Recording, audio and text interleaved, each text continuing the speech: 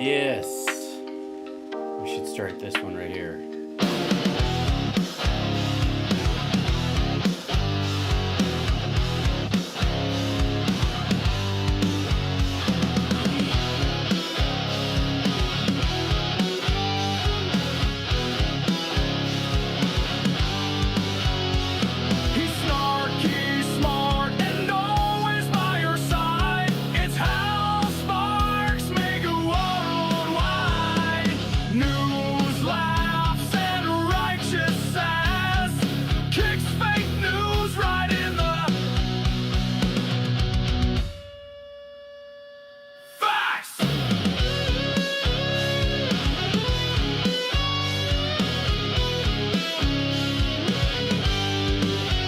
Okay, we're almost up. So smash that like and don't be shy. Subscribe now or blink and cry. That's right, hit that like.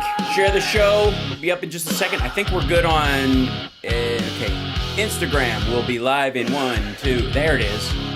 And we're live on Substack, which is awesome. And whenever I open it on a separate window, I get feedback, but such is life. And then block the audio, and it shouldn't auto-play that. What are you gonna do? That's happening. Excellent. Hi.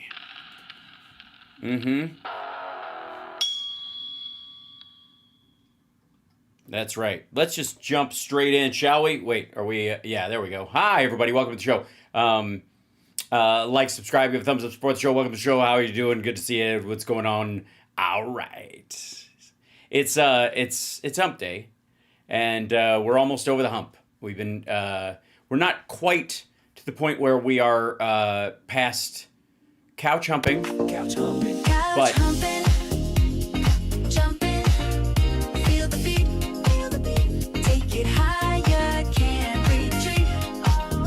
Feel the rhythm, can't deny. it's not. Couch humping, reach the sky. So, lots to cover today. Not the least of which is, like, I don't know if you know, but the whole Epstein thing is like gone. Nothing. Nobody cares about it. Congress went on recess. Nobody really cares. It's boring. So what we need to do is dredge up a Republican report from 2018 that was bullshit then and is bullshit now, and let Tulsi Gabbard run interference for. And I want to make this abundantly clear, if I may. First of all, hi chat room. Welcome to the show. Hello. Good to see you guys. Welcome. Good to see you. Hit the like, give it a thumbs up, and all that stuff. Reach the sky. It's very adults only tonight, especially the content of the show. Like, I really do feel like it's really difficult dealing with this news cycle because it's so gross and it's so full of awful, right? Oh, I'm on all the streams, Charlie Blue. You know it. So, excuse me. New rehash of nothing. That's exactly right. He's known as May. Oh yeah, please. Will the couch humper be president soon? If he is, we have a lot less to worry about with him as president than Trump, even though he's like younger. Yeah, there we go. How are you fixed? You mean broken? No. And MAGAnkles. Evening, everyone. Congratulations, Republicans decided to skip town and avoid Epstein, Donald hookup. Yes, that's right. And they've laid out a smokescreen, and it involves Putin's favorite puppet, good old Tulsi. So for the record, I want to be clear here. A lot of people are saying Tulsi Gabbard is doing this to cover for the fact that Trump is in the Epstein files. I disagree. Ultimately, this is to downplay what Russia did in our election before and what they will do in the future to help them out. I would argue that she is in this, she's certainly doing Trump a favor, or they're insisting that she do this, but ultimately the real beneficiary of this whole shit show is Vladimir Putin. Just saying for the record. And again, let me remind everybody also, while was she hiding her cross again today? Oh, it's a rough one.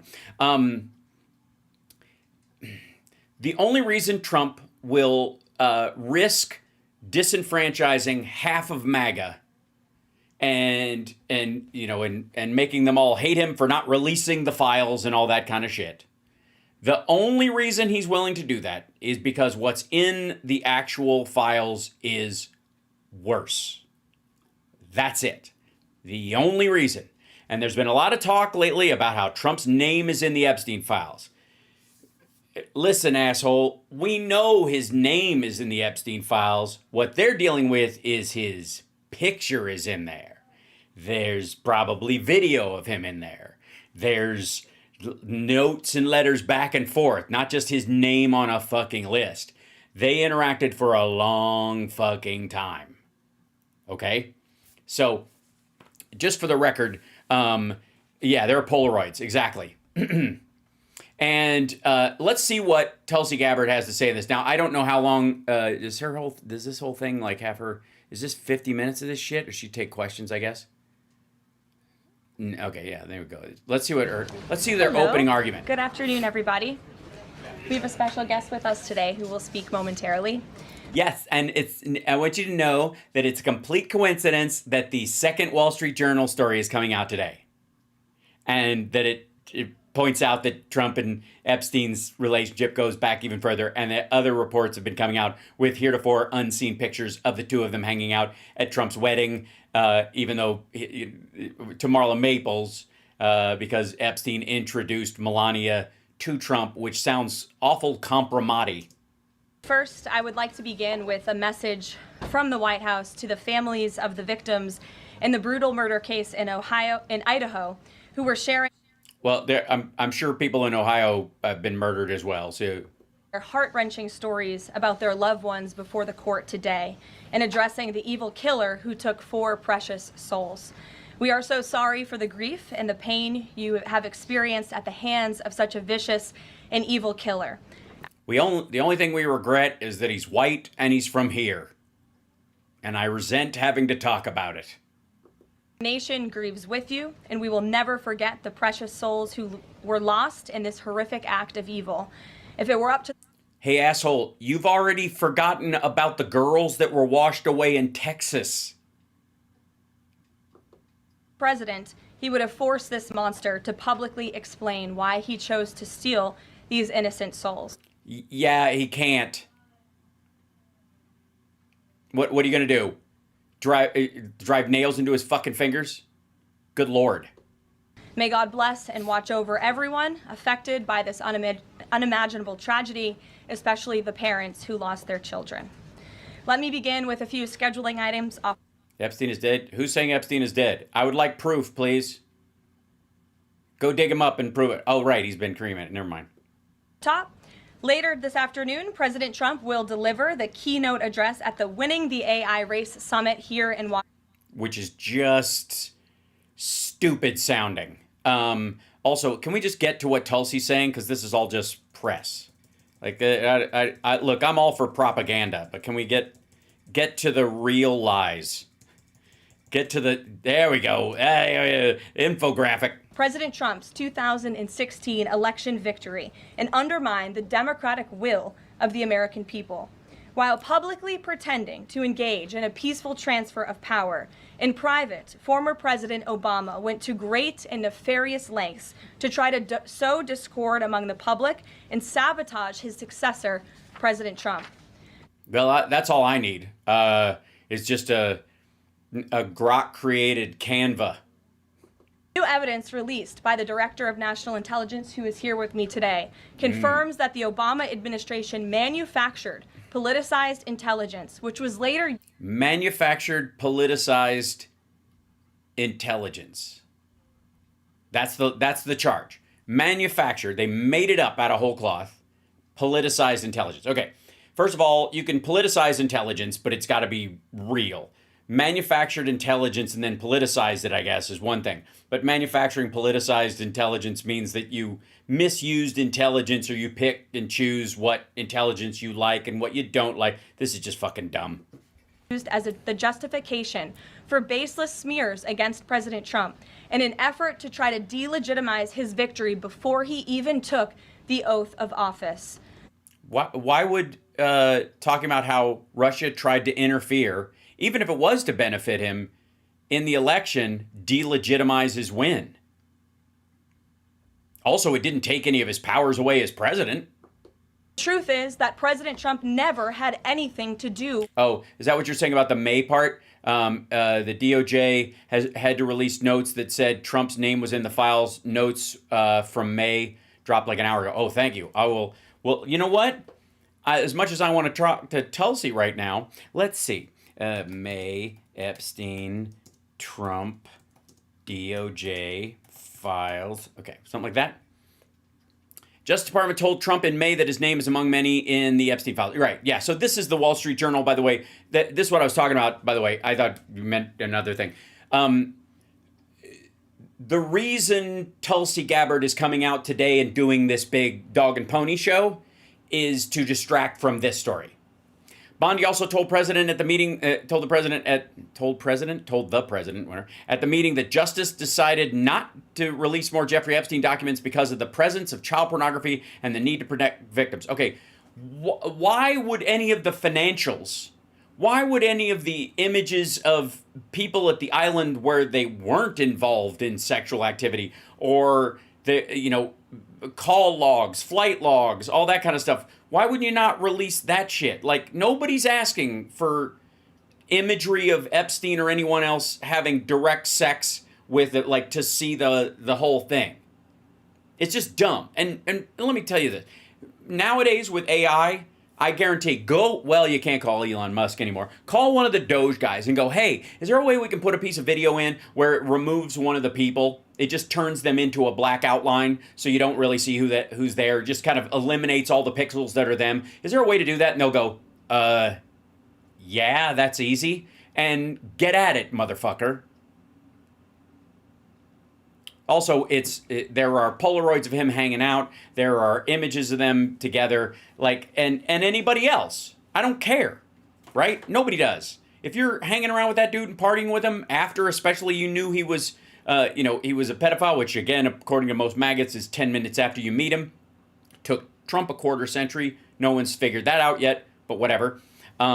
This is why Tulsi Gabbard is out today with this bullshit.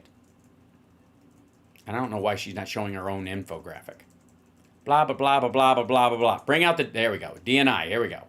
The woman who said to a Syrian victims advocate, how do you know that Bashar al-Assad bombed the citizens from the air? How do you know it wasn't ISIS? You're like, well, for one, ISIS doesn't have airplanes, asshole. Thank you very much. Good afternoon. At President Trump's direction and with the no shit. important coordination with the House Intelligence Committee Chairman Rick Crawford, today we've released a declassified oversight majority staff report that was produced in September of 2020. Uh-huh. So what was happening in September of 2020? Besides Trump just abjectly letting people die of a disease he said would go away like dry up like snot on a handrail in Vegas in the summertime. The stunning revelations that we are releasing today should be of Are not stunning at all. concern to every American. This is not about Democrats or Republicans. This has to It's about Trump hiding from Epstein. do with the integrity of our democratic republic It's good that they have the graphic on both sides and American voters where you can't see all of it at all anyways. Not that it matters. having faith that the votes cast will count. Right, and they did, and that wasn't what this was about at all. There is irrefutable evidence that detail how President Obama and his national security team directed the creation of an intelligence community assessment. Okay, this is where it falls apart right there. Listen to that sentence. Directed. Security team directed the creation of an intelligence community assessment that they knew was false. Okay, that part's a lie, but they direct them all the time. Yeah. They knew it How is it true Vegas is empty? No.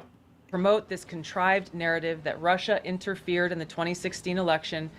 Whoa. See, that's what I'm trying to say here, ladies and gentlemen. This is for Trump, this is absolutely about getting his ass out of there, right? in covering for the Epstein stuff. For Tulsi, this is about like getting everybody off Russia's case. Listen to that again, because it's not. You want to talk about an intelligence assessment? She's the fucking sitting DNI right now. You want an intelligence assessment that is meant to distract from a controversy that is completely fabricated? Listen to what she says. It would promote this contrived narrative that Russia interfered in the 2016 election to help President Trump win, selling it to the American people as though it were true. It was true. It was true. They still call him their boy, dumbass. It wasn't. That's why, like, okay. So, I gotta tell you, like, this is going fucking nowhere. This is going nowhere. This will not actually turn into shit. This will not, like, there's not gonna be a fucking Benghazi hearing about it. It's gonna be the most, and even if they put it forward, like, if you put it forward to the DOJ, like, yeah, go ahead. Charge the shit. Make them come in and get deposed and go through all the reasons why they reasonably understood that Trump was an asset. All the stuff that Barr wouldn't let Mueller use. Let Obama and his entire team come out and go, well, if the president will declassify this, we'll talk about it openly. And then he'll go, right? That's it. Over. Yeah, it's a nothing booger. Good Lord. Didn't she have an interview on Rogan? Yeah, she's been on there. So, again, garbage, not going anywhere. But the purpose of it is to distract for Trump, from the Epstein stuff. And the message has gone out. I want to say this, by the way, you're watching House Sparks Megaworldwide, and I think that shows taste and breeding on your part. Boy, as deep and as fucked up as the story gets, Glenn Beck's all over it. Oh, wait. This dude could not wait to turn the fucking page.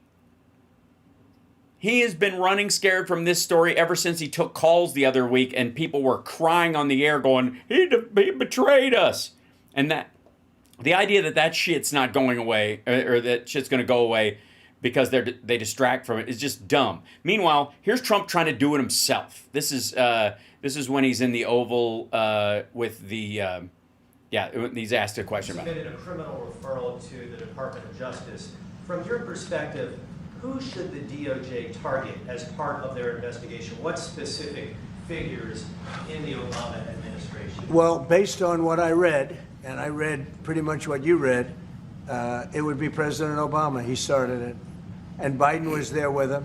Well, then you're fucked, dude, because he was president at the time, and your own Supreme Court said whatever the president does, if he thinks it's in the national interest and they think you're a real, all he has to come in and go is, yeah, no, I mean, from the evidence I saw, it looked like he was a fucking Russian asset. I was doing it to protect the American people. Case closed. Goodbye. He's the president, fuckwad. That's the point. Like, your own, like, insistence to chart it on the books that the president can do anything he fucking wants. Oh, yeah, sorry about that, guys. I should have put that up earlier. Nut warning. There's a couple of them in this one because we're going to go to the AI thing because I don't know about you, and I wish Rob Glenn was here with me right now. But watching Trump try to explain AI to a room full of techs and nerds, I just feel like it's going to be glorious or a complete distraction. But yeah. And Comey was there, and Clapper, the whole group was there. Oh, because they worked in the administration? Brennan, they were all there. Yes, because they were in charge of the government. They were, Barack Obama was president, and all of his team were around. Yes, okay. So he met with his team, is what you're saying. Gotcha. Right here, this was the room. This is much more beautiful than it was then, but that's okay. I have nice pictures up. They came out of the vaults. They were in there for 100 years. This is much more beautiful. We have the Declaration This is such a weird fucking thing. of Independence now in the room, which wasn't Yeah, go read it, motherfucker. It sounds like they're talking about you. there. I guess people didn't feel too good about putting it here, but I do. But you know what? If you look at What's it say? What's your favorite part? Seriously, somebody fucking say, cover your eyes and tell me your favorite part of the Declaration of Independence. It hangs on your fucking wall in your office. every day. Those papers, they have him stone cold, and it was President Obama. They don't have him stone cold. Lots of people all over the place. It was them too. But the You mean like Marco Rubio 2 years later? leader of the gang was President Obama, Barack Hussein Obama. Have you heard of him? That's such a weird. He does this whole thing. Have you ever heard that name before? Like this weird verbal irony shit that he does. It's so fucking lazy. Wait, hold on one second. I'm trying to block the spammer on Facebook. Ugh. Why do these people try to sell like shit like that in my? I guess they do it in every chat, right? Okay. And except for the fact that he gets shielded by the press for his entire And the fact that he's the president, I guess, dumbass. life, that's the one they look. He's guilty. It's not a question. You know, I like to say, let's give it time. It's there. He's guilty. They Well, then there goes the trial, fuckwad. The president of the United States called somebody guilty. There's no way I can have a trial because the president said it, and there's no way I'll be able to get a jury that hasn't been tainted because the fucking president of the United States said I was guilty. Like, he's just so bad at this. By the way, he can afford to be bad at this because it's not going anywhere, and he knows it. This was treason.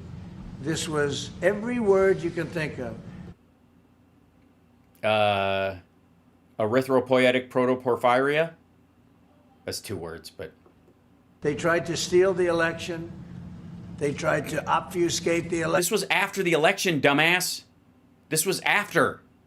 election. They did things that nobody's ever even imagined, even in other countries. I think you're selling the imagination of 8 billion people short. You've seen some pretty rough countries. This man has seen some pretty rough countries, but you've never seen anything like that. And we have all of the documents. Yeah, no. And from what Tulsi told me, she's got From what? Aha, there we go. From what Tulsi told me, well, if you got the documents, you've seen them, right? Or she's told you this is what you have. I see. So when it turns out to be nothing, it's her fault. thousands of additional documents coming. So, Yeah, go for it. Thousands of additional documents. Absolutely. None of them have anything to do with Epstein, though, right? President Obama, it was his concept, his idea, but he also got it from crooked Hillary Clinton. Crooked is a $3 bill. Okay, $3 bills are not crooked. Crooked is a dog's hind leg, I think, is where you're going, or I'll spy as a kangaroo. Hillary Clinton By the way, that's the only crooked analogy he has, as you'll see in one moment. and her group, the Democrats, spent $12 million to Christopher Steele to write up a report that was a total fake report. Took 2 years to figure that out. Yeah, but that was op-ed from a campaign. Who gives a shit? Tough. But it came out that it was a total fake report. No, it wasn't. It was made up. Also, can somebody follow up? Did Christopher Steele have sex with Ivanka Trump or not? Inquiring minds want to barf. And they used that. Now, the one thing they weren't able to do was to, and probably the only thing I respect about the press in years is the press refused to write it before the election. They Because they didn't release it before the election, because they weren't trying to shift the election using that information. refused to put it in. The Steele Nobody offered it to them. report was a disaster. All lies, all fabrication, all Yeah, but like, didn't Vox put that out? admitted, an admitted fraud. She No, not an admitted fraud. No. No, it was not. You can say it's fake because you think so, but it wasn't an admitted fraud. Christopher Steele didn't come out and go, you got me. I made it up. $12 million and the Democrats for It's pretty cheap, actually. They should have spent more and gotten pictures. the report to a wise guy named Christopher Steele. He wrote a phony report, and they wanted to get that report in before the election. And I'll tell you what, I talk about Well, then why didn't she release it, fuckwad? If they wanted to, and they had it, and they paid for it, and it was important for them to release it before the election, why didn't they?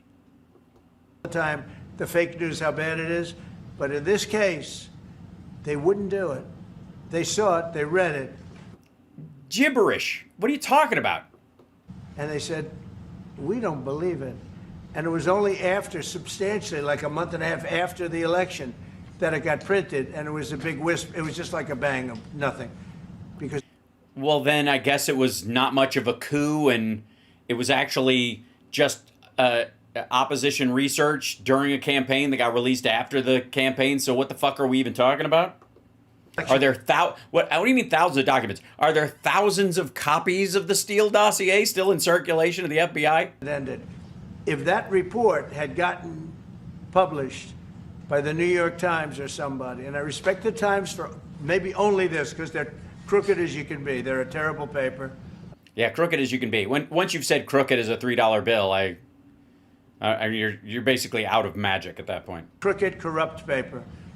But for this one moment, they said, this is bullshit, we can't put this in. And neither could any other. Yeah, they didn't. Wall Street Journal's a lousy paper, very, very dishonest paper. Yeah, it's kind of curious that all of a sudden Rupert Murdoch's paper is full of shit. As you see, I'm suing them for a lot of money because they Yeah, and you're not going to win.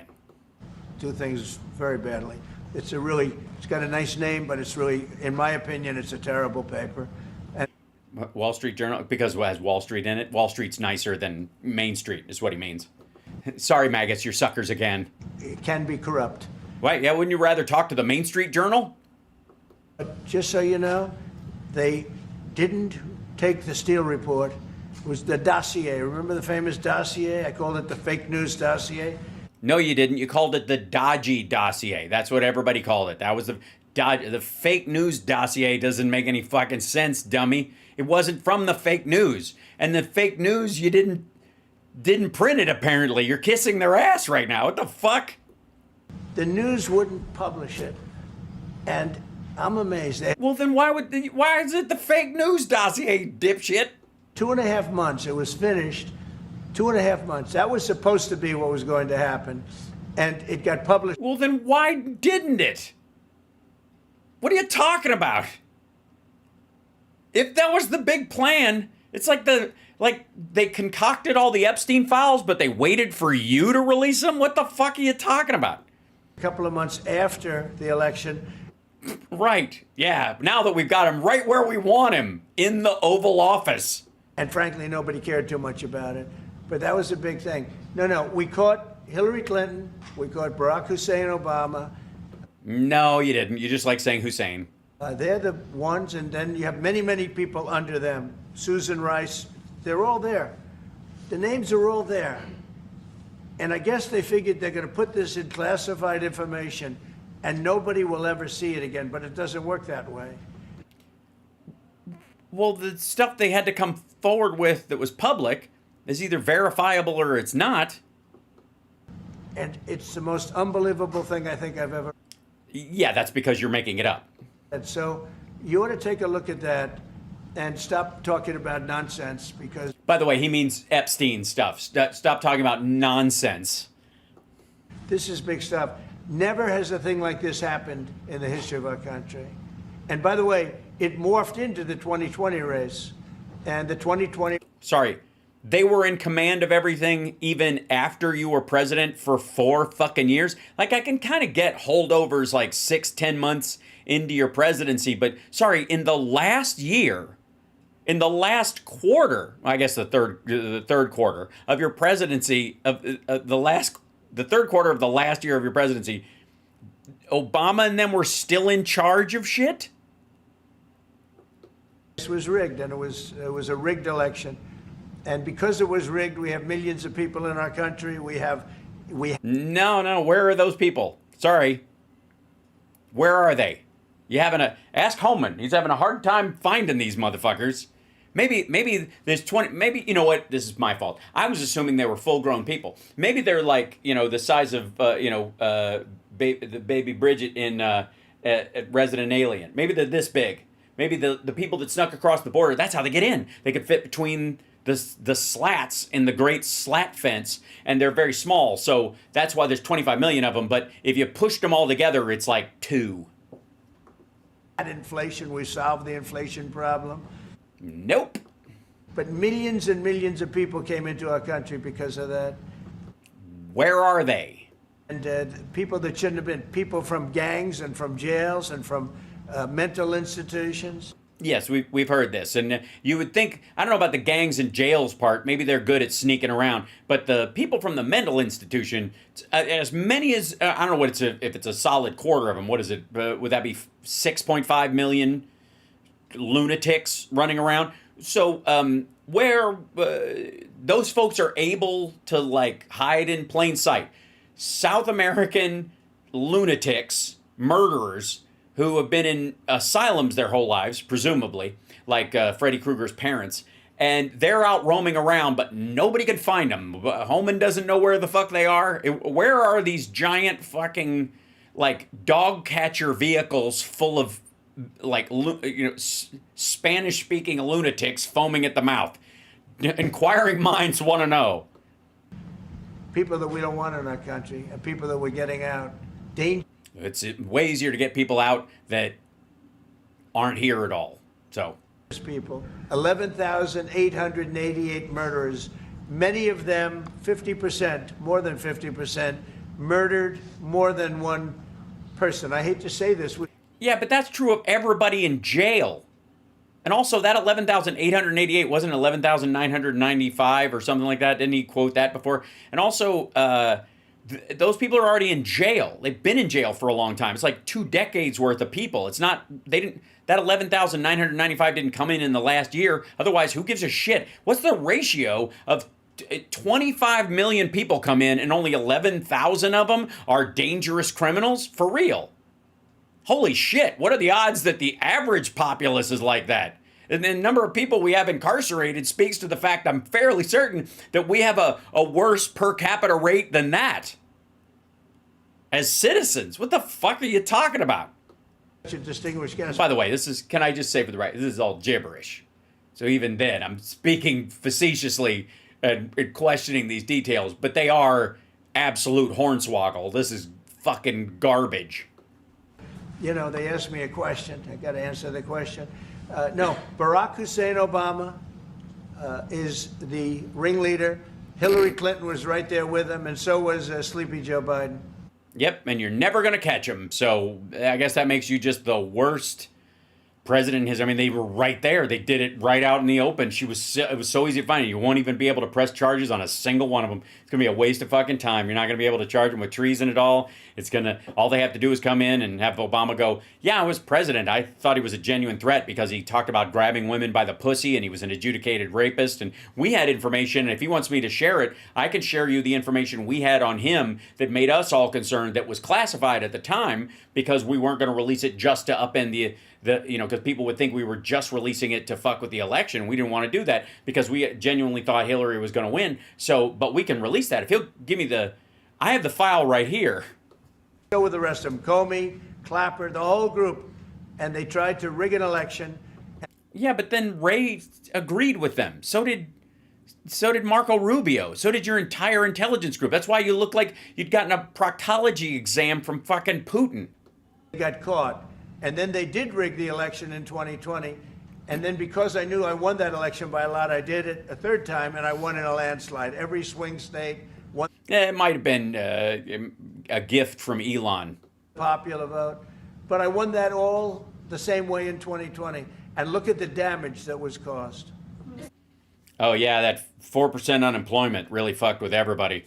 Having the best economy in the entire world and the fastest recovery after COVID. Awful. Unbelievable. Getting an infrastructure bill passed.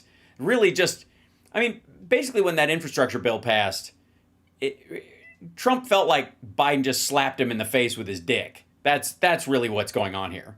That's why he called the one big beautiful bill the OBBB, because he wanted the BBB that Biden was passing, the Build Back Better. And he was jealous of the fact that it was infrastructure week, right, all of Trump's fucking term, and he never was able to do it. And nobody can figure out why, other than maybe he actually doesn't give a shit. Right? But Trump blows himself. I don't think he's got the flexibility or the length necessary. I call bullshit. But Biden was able to pass it. Wasn't that hard, actually? Had the border bill actually not been in the election year, had it been the year before, probably would have passed too. But let's move on from this to, if I may, this is Trump at the AI, I don't know, the Hill and the Valley Forum, put in all in on AI. AI stands for all in. Get it? Ha ha. So, this is Trump talking at this thing. Oh my God. They couldn't even come up with a new fake song for him using AI. Thank you very much, everybody. What a great song that is, but we'll cut it a little short because we have some business to discuss. It's also weird. They cut it short because it's fucking awkward that you stand there during the song like Hitler at a school dance being a wallflower. What a group of smart ones we have in front of me today. That's his nervous face, like, oh shit. These people are smart enough to know I'm talking out of my ass. As good as they comes up here, the brain. Yes, as good as they comes. Sorry, what? We have in front of me today. That's about as good as they comes up here. That's about as good as the comes. Yes, that's about as good as the comes, you know? We have in front of me today. That's about as good as they comes up here, the brain power. Up here, the brain power.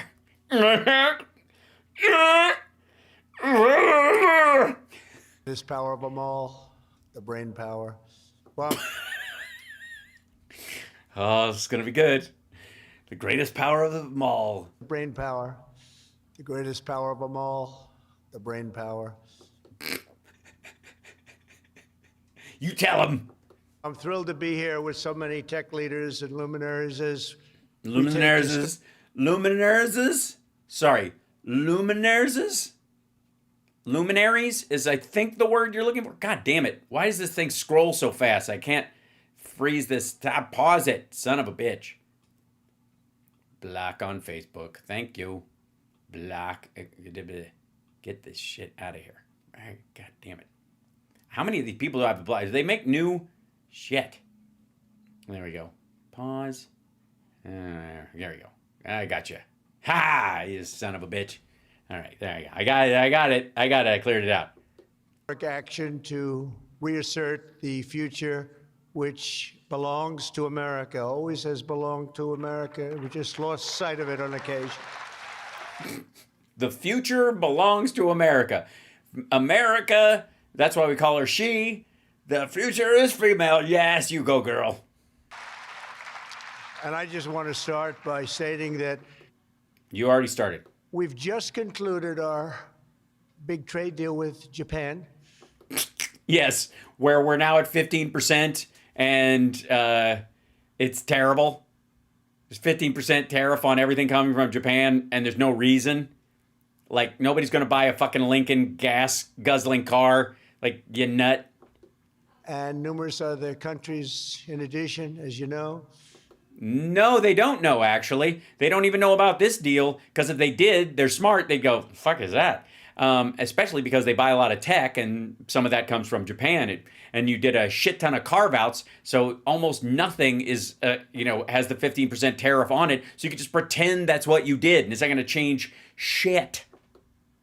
But on the Japan deal, because it was literally just signed, letter was just signed. The letter was just signed. It was us a sort of signing bonus, so I'll bring it into sports talk, a signing bonus. Like you have signing bonuses too, I understand. Getting a lot of money, 100 million, that's not bad. But that's Who are you talking about? not as good as the signing bonus we got. We got a $550 billion signing bonus for the country. And we had the tariff at 25%. As you know, we had a tariff at 25%.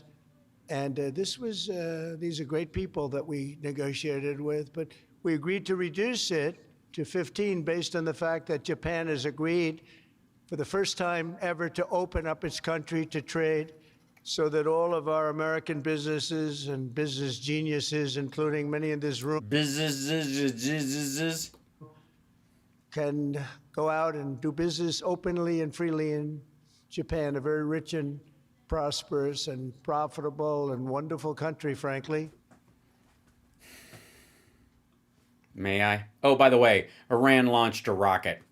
Hold on.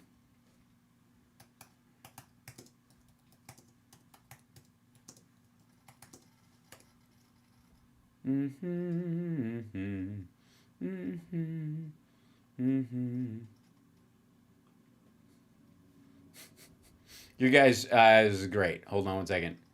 There you go.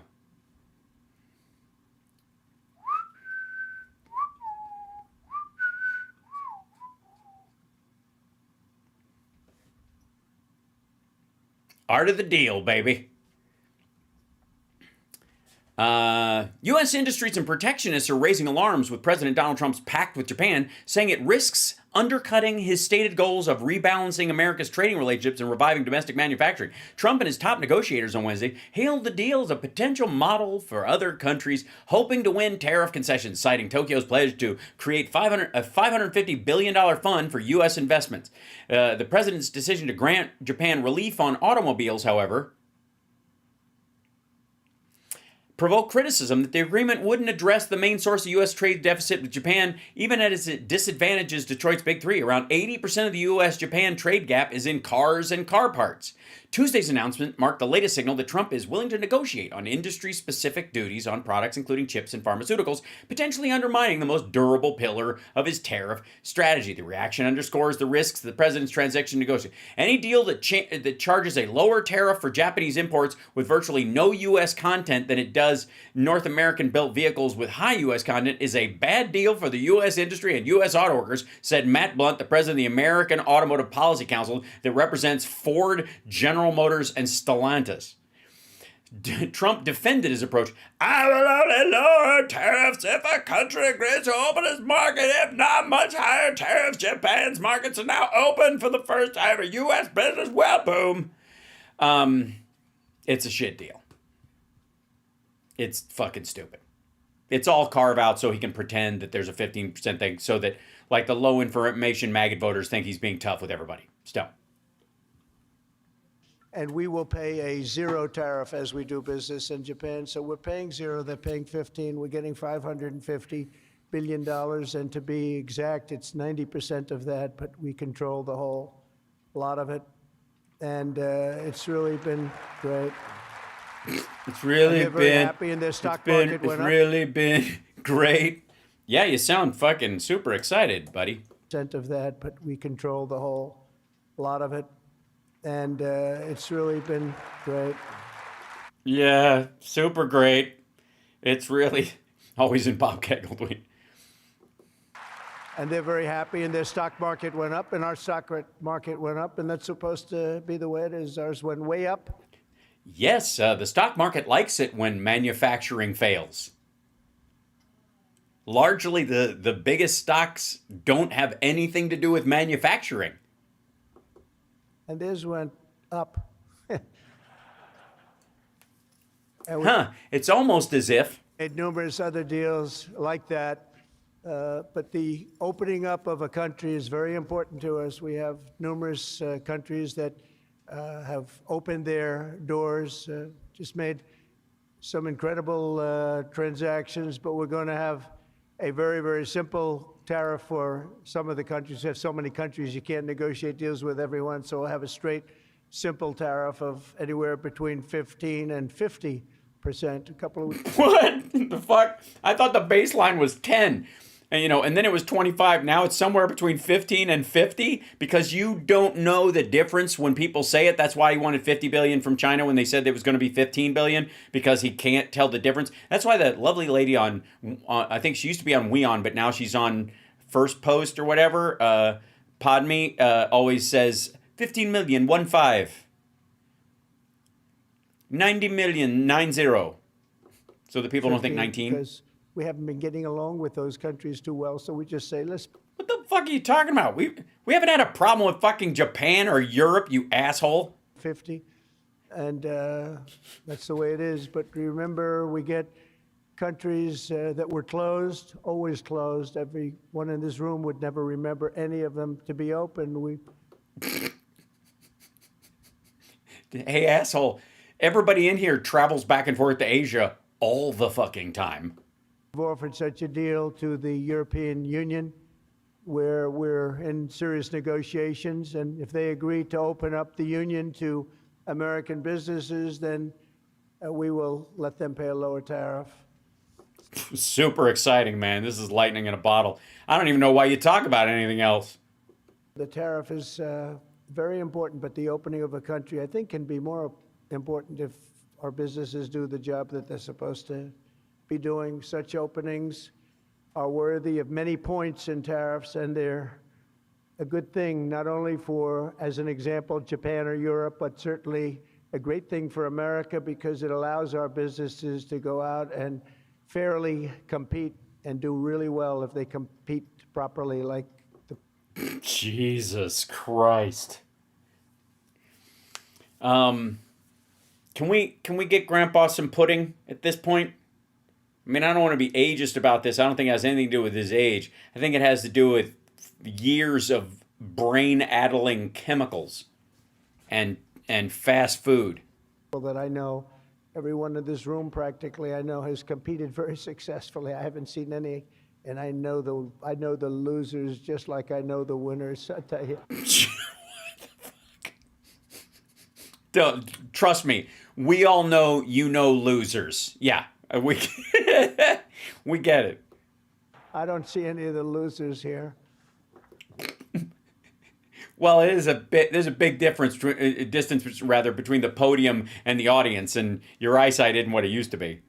But now, if some of the countries that pay 25% or more on autos complain, remember that Japan was willing to pay upfront the $550 billion for that privilege of negotiating with the United States of America. Yeah, but that's to put together a fund to do it. And sorry.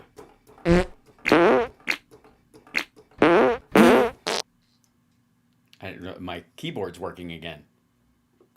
We also made a deal yesterday with the Philippines and Indonesia, which in both cases will be opening up their country. And yeah, dude. Yeah, I'm sure everybody in the heartland can't wait to sell shit to the Philippines, because if there's a country where people have a lot of extra money in their pocket and you know,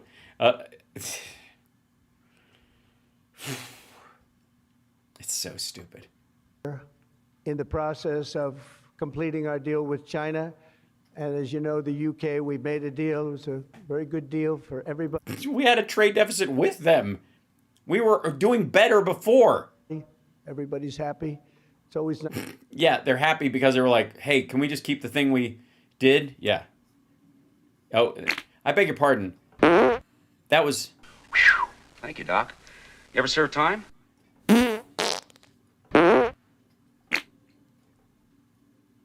Where'd the other one go? Why is it stuck there? There it is. How, in the name of Zeus's butthole, did you get out of your cell? There we go. All right. When everybody can be happy. But mostly we'll be charging straight tariffs to most of the rest of the world. Most. All right. Because we have over 200 countries. People don't realize that's a lot of deals. Even if you're like me, a deal junkie, that's a lot of deals. That would be too much for anybody. Ooh. Ooh. How did we do with this country that I never heard of? We got a lot of deals cooking, but America is Jesus. taking in hundreds of billions of dollars like it never has before. We always take in hundreds of billions of dollars, asshole.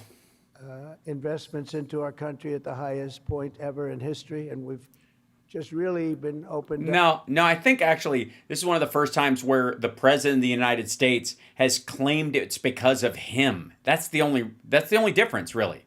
Like, this shit happens all the time in business throughout the country. But the president, that we've never had a president come out and go, this is because of me, you fuckers. for business for 3 of the 6 months.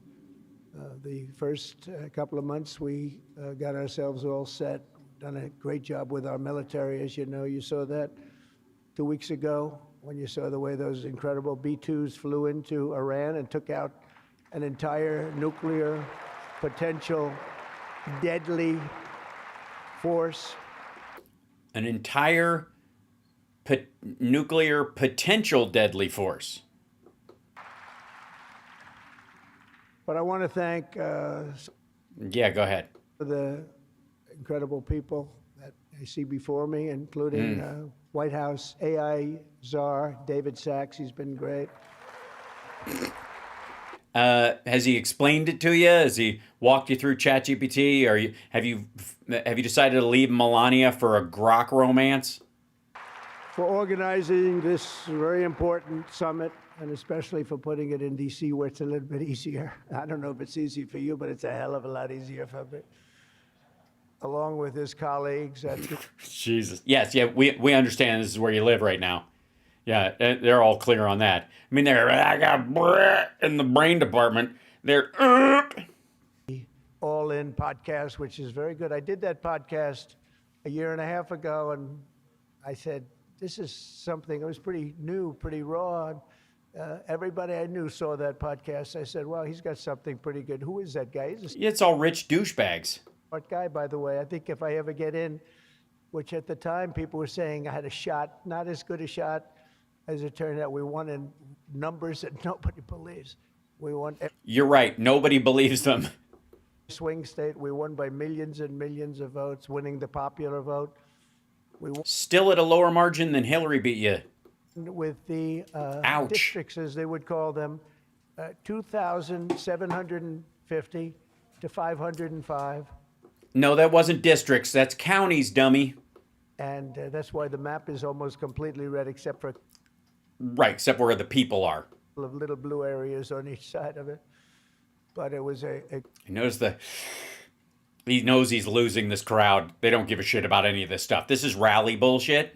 experience, frankly, for me, and hopefully it's a great experience and been a great experience for our country, because they're saying we had the greatest 6 months that a president has ever had. The openings. No, they're not. No.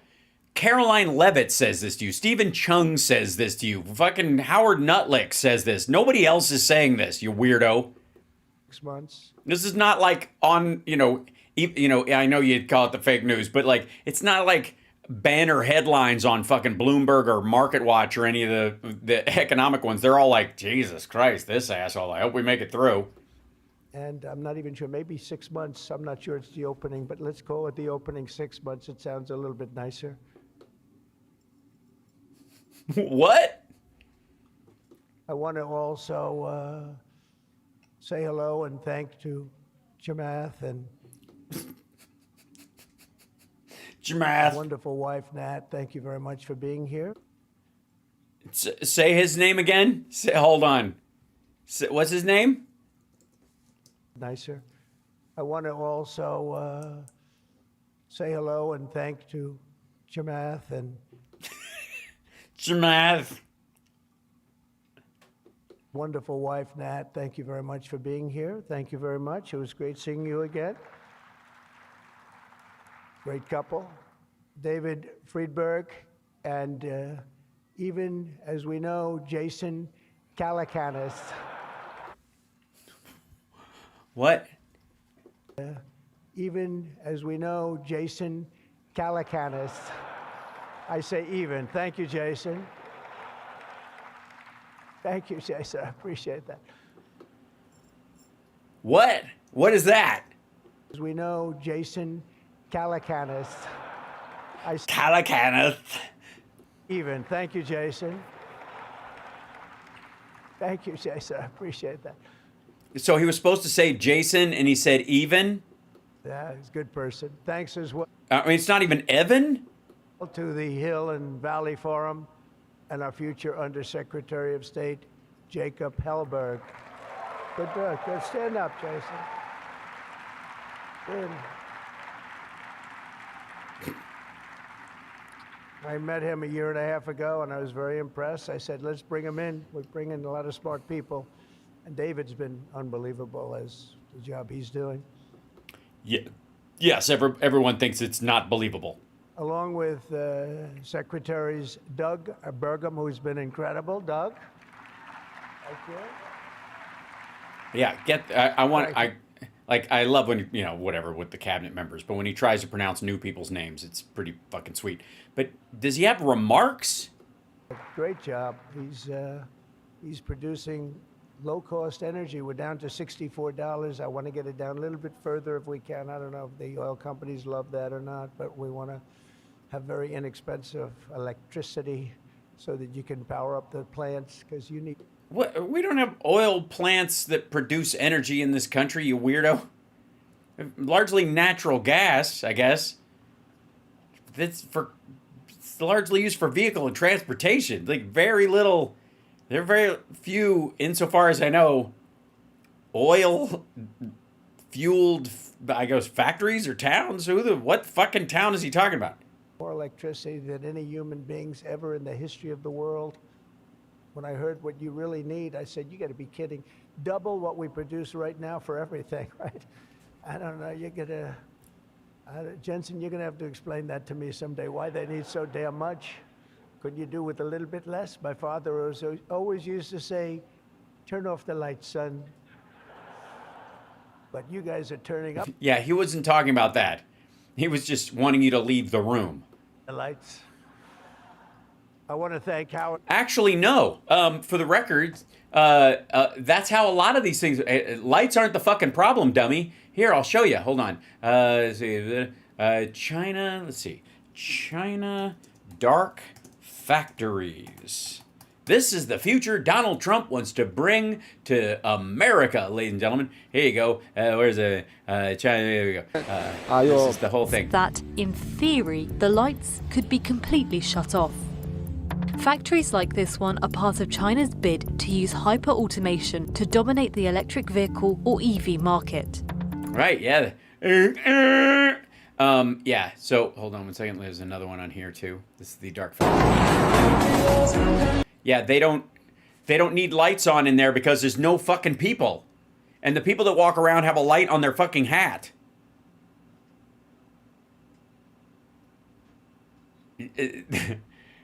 This future manufacturing, Trump. There you go, dummy. Whoops. Nick for doing a terrific job. He was involved in the Oh, Nutlick. He was involved in a real estate deal with Jeffrey Epstein. Japan, Howard, wherever you are, Howard.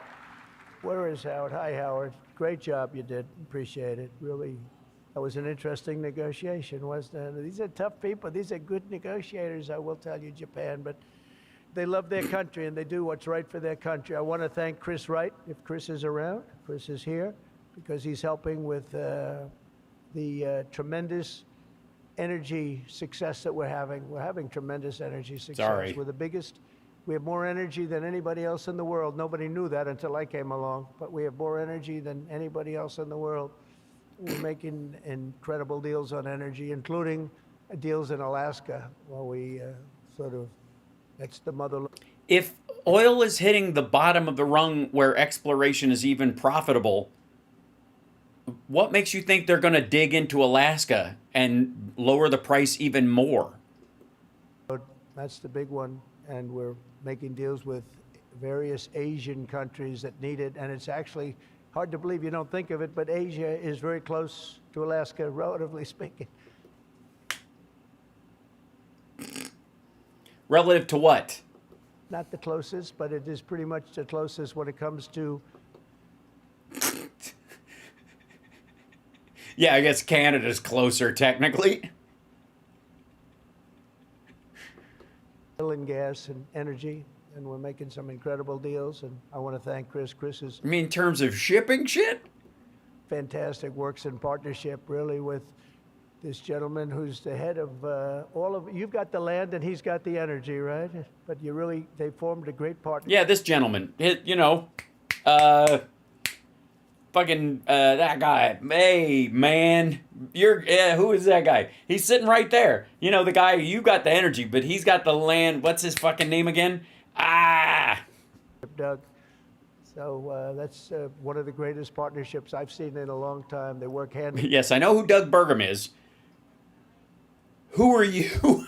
hand, and they have done a great job. Administrators, Kelly Loeffler, I think, is here. Kelly, thank you very much. Hi, Kelly. Thank you, Yeah, no one's surprised. These people all live in town. Kelly. And probably the most important man in the room, and I say it in all sincerity, more important than Doug and Chris and all that energy they're producing. He's a man that produces fast permits on the environmental impact statements. He gets them done. I said, Lee. Yeah, I know his volume is low. I apologize. Hold on. Let me see. Where is he? Okay, hold on. Let me try something else. Because there might be a louder version of this someplace. 1 week. Shut the fuck up. All right, hold on. Trump AI. I'm gonna try and find a louder version of it. I apologize. It's always let's see. Trump AI Summit. Usually, Know the losers, just like I know this year. Policy, Michael Kratzios. yeah, that Michael, thank you. one's echoey and shitty. Great work, CNBC. Was I watching the White House one? Children will not Nope, live on a there we go. planet. Okay, hold on. Yeah. But now we send it to Europe, and Europe pays, and they were great. We had a tremendous NATO meeting a few weeks ago, and Okay, so yeah, so this is the louder one. Okay, thank God. David here, because you're supposed to be voting, Ted. I don't know. Hold on. Let's Tell you back what, up. you have 1 week for nuclear, and you have a couple of days for oil and gas, okay, for the approvals. And we kid, but you know, he really is. He's knocking them out fast. He's knocked out a lot. A lot of you guys have started your plants already, and you've already had your approvals. So where's Lee Zeldin? Is he here? He is so. So just to be clear, what he's talking about right there is the EPA is fast tracking nuclear sites and permitting them in a week. Great. This guy, Hold on, I'm gonna try to hold on. Back he up. is so Here, great. silly. That's why he has a slightly better seat than I gave to Doug, you see? Nah, he's doing a fantastic put the job sleep in a lot timer of on. ways, but he's doing a great job, and he's getting fast permits, and safe and good and everything else, but he's moving them along rapidly, already given some. And, you know, one of the most exciting things we'll talk about in a second is the fact that you're going to build your own electric producing plants when you build whatever you're building. And it could be, it's different Whatever you're building. things, including automobile factories, which are going up all over the place. You'll see them. Oh yeah, big, great, yeah. Automobile factories, just incredible. Just this part right here. This whole hey, this robot. Listen to me. This robot can do all kinds of shit, and it can do it in the fucking dark. This is who's the CNBC? Yeah. Factories are heading for a dark future, and it's not what you think, right? Because the rise of AI in factories. There we go. And this is all we can just get all this shit, and we don't need any of you. You're all fired. This is the whole thing. All right. So let me move this out of the way. There we go.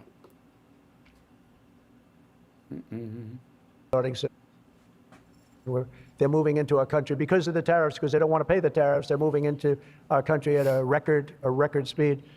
No, they're not. And also, they're not bringing any jobs. All they would be is a suck on the electrical grid.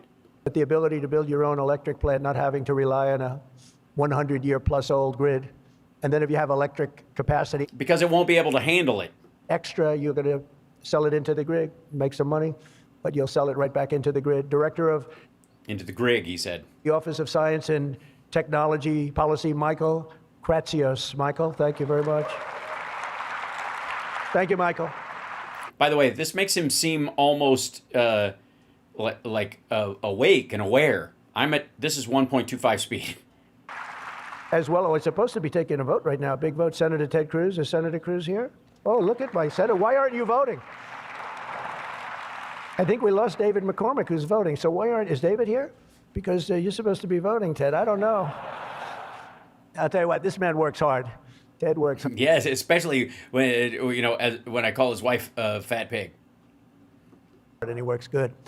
And a very special thanks to some of the top industry leaders here, including somebody that's amazing. I said, look, we'll Oh, get on with it. What are you talking about? break this guy up. This is before I learned the facts of life. I said, we'll break him up. They said, don't say it's very hard. I said, why? I said, what percentages of the market does he have? Sir, he has 100%. I said, who the hell is he? What's his name? His name is Jensen Huang, NVIDIA. I said, what the hell is NVIDIA? I've never heard of it before. He said, you don't want to know about it, sir. I figured. NVIDIA, not NVIDIA. It's not a fucking skin cream. We could go in and we could sort of break them up a little bit, get them a little competition. And I found out it's not easy in that business. I said, supposing we put the greatest minds together and they work hand in hand for a couple of years. He said, no, it would take at least 10 years to catch him if he ran NVIDIA totally incompetently from now on. So I said, all right, let's go on to the next one. And then I got to know Jensen, and now I see why. Jensen, will you stand up? What a job. What a job you've done. Man. Look, Jensen Huang is a smart guy. I like the NVIDIA stuff. But let's be completely honest. NVIDIA made gamer cards, made video graphics cards, GPUs, graphic processing unit, the GPUs, so gamers could play games with better ray tracing and larger maps and all that kind of shit.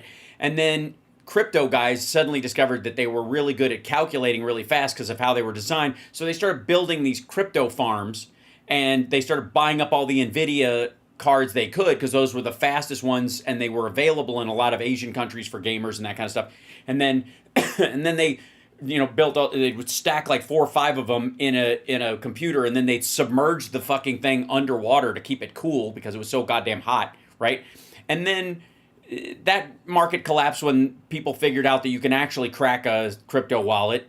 And so there were all these guys who were like, oh, well, then fuck that. And they got out of the industry and they dumped these things on the market right as AI was coming around. And those GPUs that were suddenly freed up were used for LLMs. Great. He's a great guy, too. Lisa Su of AMD. Lisa? That's his direct competition. Also, by the way, Amazon is coming up with their own chip.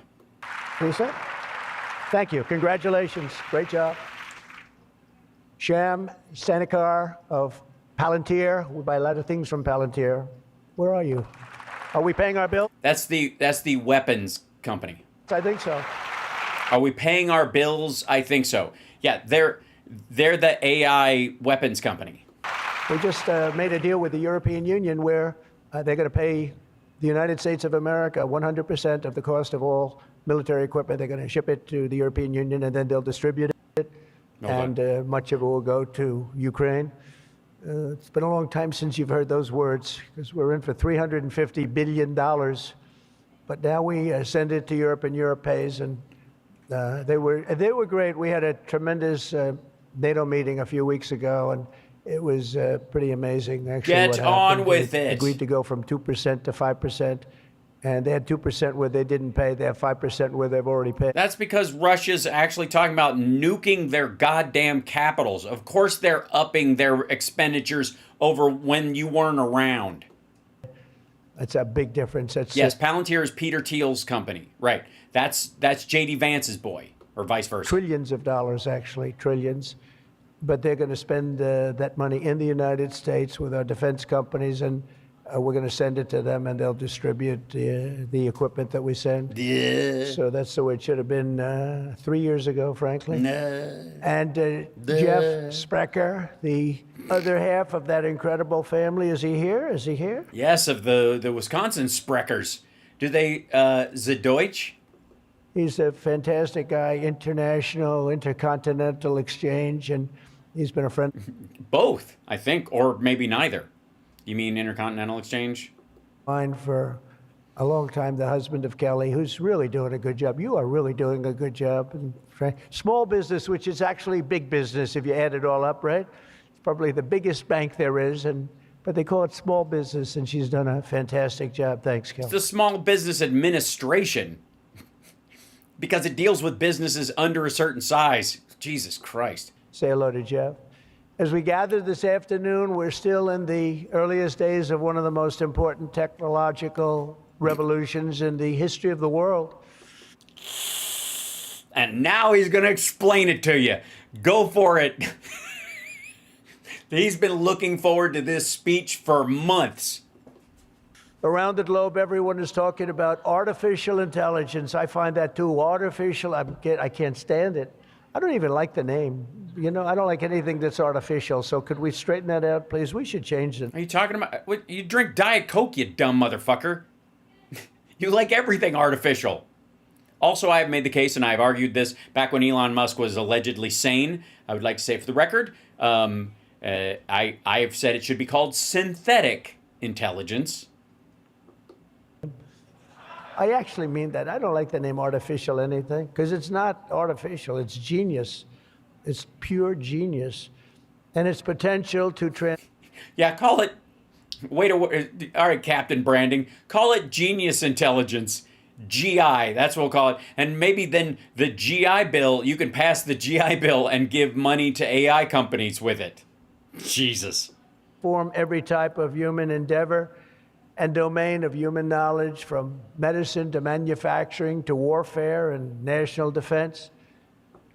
All of those things? We like it or not, we're suddenly engaged in a fast-paced competition to build and define this groundbreaking technology that will determine so much about the future of civilization itself because of the genius and... Goddamn. He's just like, oh God, a smart word is going to come up and it's going to hurt and I'm going to say it wrong. Creativity of Silicon Valley, and it is incredible. Incredible genius, without question, the most incredible genius, brilliant place anywhere on earth. America is the country that started the AI race, and as President of the United States, I'm here today to declare that America is going to win it. We're going to work hard. We're going to win it. Also, we started the AI revolution. It wasn't a race until other people entered into it. So technically speaking, it's only a race when the second person enters. If you're just running, you're just running. If somebody else is running against you, they're the one that started the race. Dumbass. Ray winning it says winning the AI race. We will win the AI race. We will not allow any foreign nation to beat us. Our children will not live on a planet controlled by the algorithms of the adversaries advancing values and interests contrary to our own. We don't want to have contrary interests. We want to get along. No, we don't. We definitely don't want contrary interests. Absolutely. Sorry, run that by me again, dipshit. What was that supposed to say? To beat us. Our children will not live on a planet controlled by the algorithms of the adversaries advancing values and interests contrary to our own. We don't want to have contrary interests. We want to... Right, okay. So it's not so much the order of the words, it's just the emphasis. He just blew past all of the punctuation. Get along, and we'll get along with other countries. We're having a great relationship, as I told you, with those countries that we mentioned, with Japan and Indonesia and so many others. Yeah, we've had a friendship with Japan for a long fucking time. The European Union, we're getting along. We're getting along very well with China. A lot of respect for President Xi. We have a great... You haven't talked to him. The dude's practically dead. If he's still in office by the end of the year, it'll be a fucking miracle. Relationship, and we'll see how it all works out. But we're getting along with countries it's really been pretty amazing, I will say that. And it's a... Great. What does that have to do with AI? It's a good thing, not a bad thing. So from this day forward, it'll be a policy of the United States to do whatever it takes to lead the world in artificial intelligence of such... Whatever it takes. So I guess scientists in other countries, look out, you're going to start falling out of windows or some shit. Important thing happening. This is really something that nobody expected. It just popped out of the air, and here we are. But we... Yeah, that's how it happened. AI definitely just popped out of the air, and here we are. I didn't even expect to doing this shit.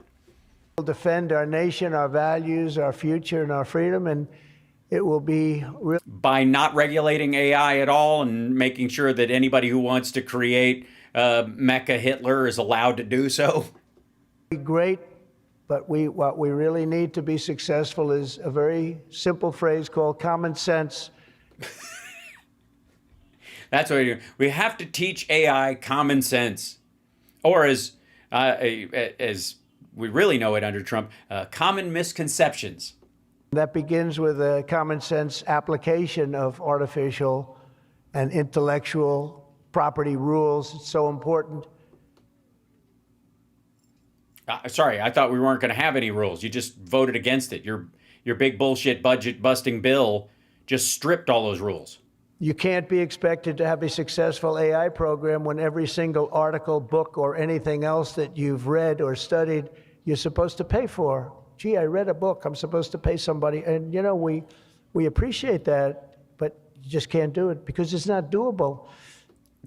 Okay, so what he's saying is AI companies should be able to absorb any artistic work, any reference material, work of fiction, anything. They should just be able to absorb it without having to pay for it. That's what he's talking about.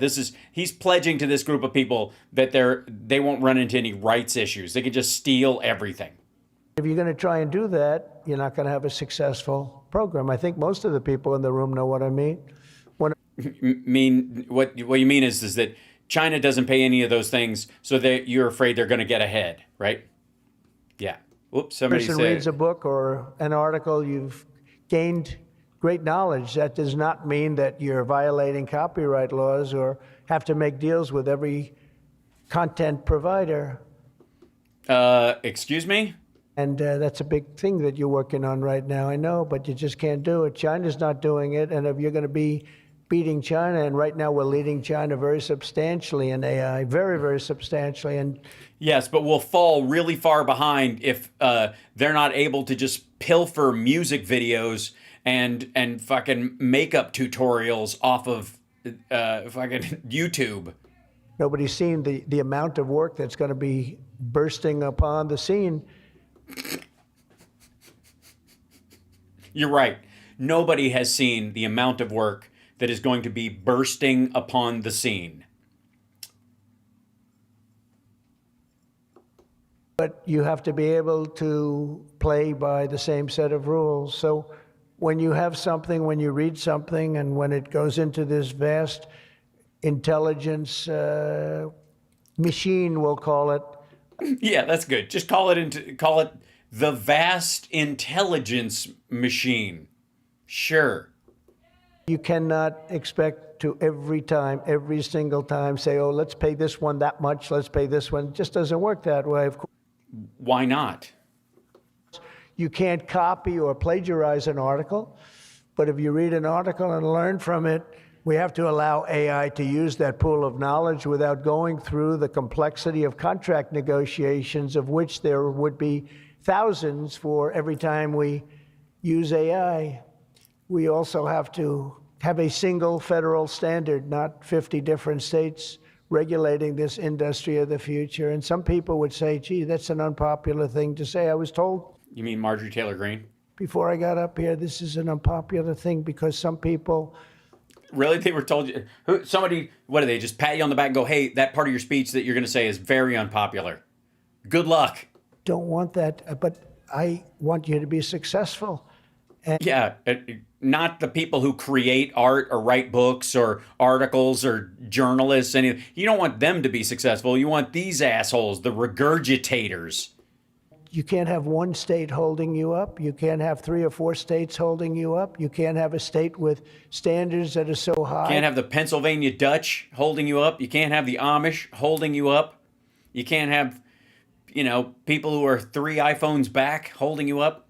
It's going to hold you up. You have to have a federal rule and regulation. Hopefully you'll have the right guy in this position that's going to... Oh, yeah, you're right. We do need regulations. Federal regulations on AI, such as... By the way, when he says you need the proper regulations, he means none.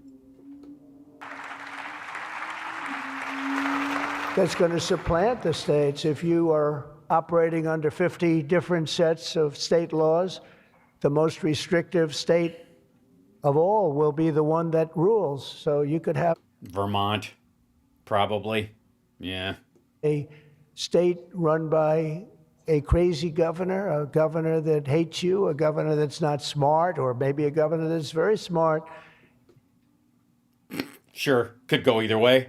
decides that he doesn't like the industry and he can put you out of business because you're going to have to go to that lowest common denominator. We need one common sense federal standard that supersedes all states, supersedes everybody, so you don't end up in litigation with 43 states at one time. You got to go litigation free. It's the only way. And we also have to watch Europe, Asia, and all foreign countries so that they don't make rules. All of them? Even the ones you didn't know existed until you were making your bullshit trade deals that you haven't made? Regulations that likewise make it impossible for you to do business, and where you'd have to make everything in AI cater to them, because again, you'd have to cater to the toughest country or to the toughest. No, you wouldn't.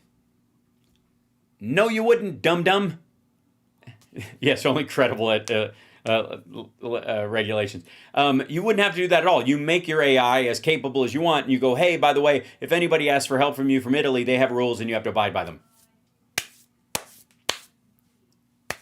Because as smart as the AI is, you can tell it has rules around what it can do in certain countries and what it can't. And so it would just act as a governor on what it would say, and it would just say, hey, I can't go there because of your country. State. You can't do that because it would ruin it.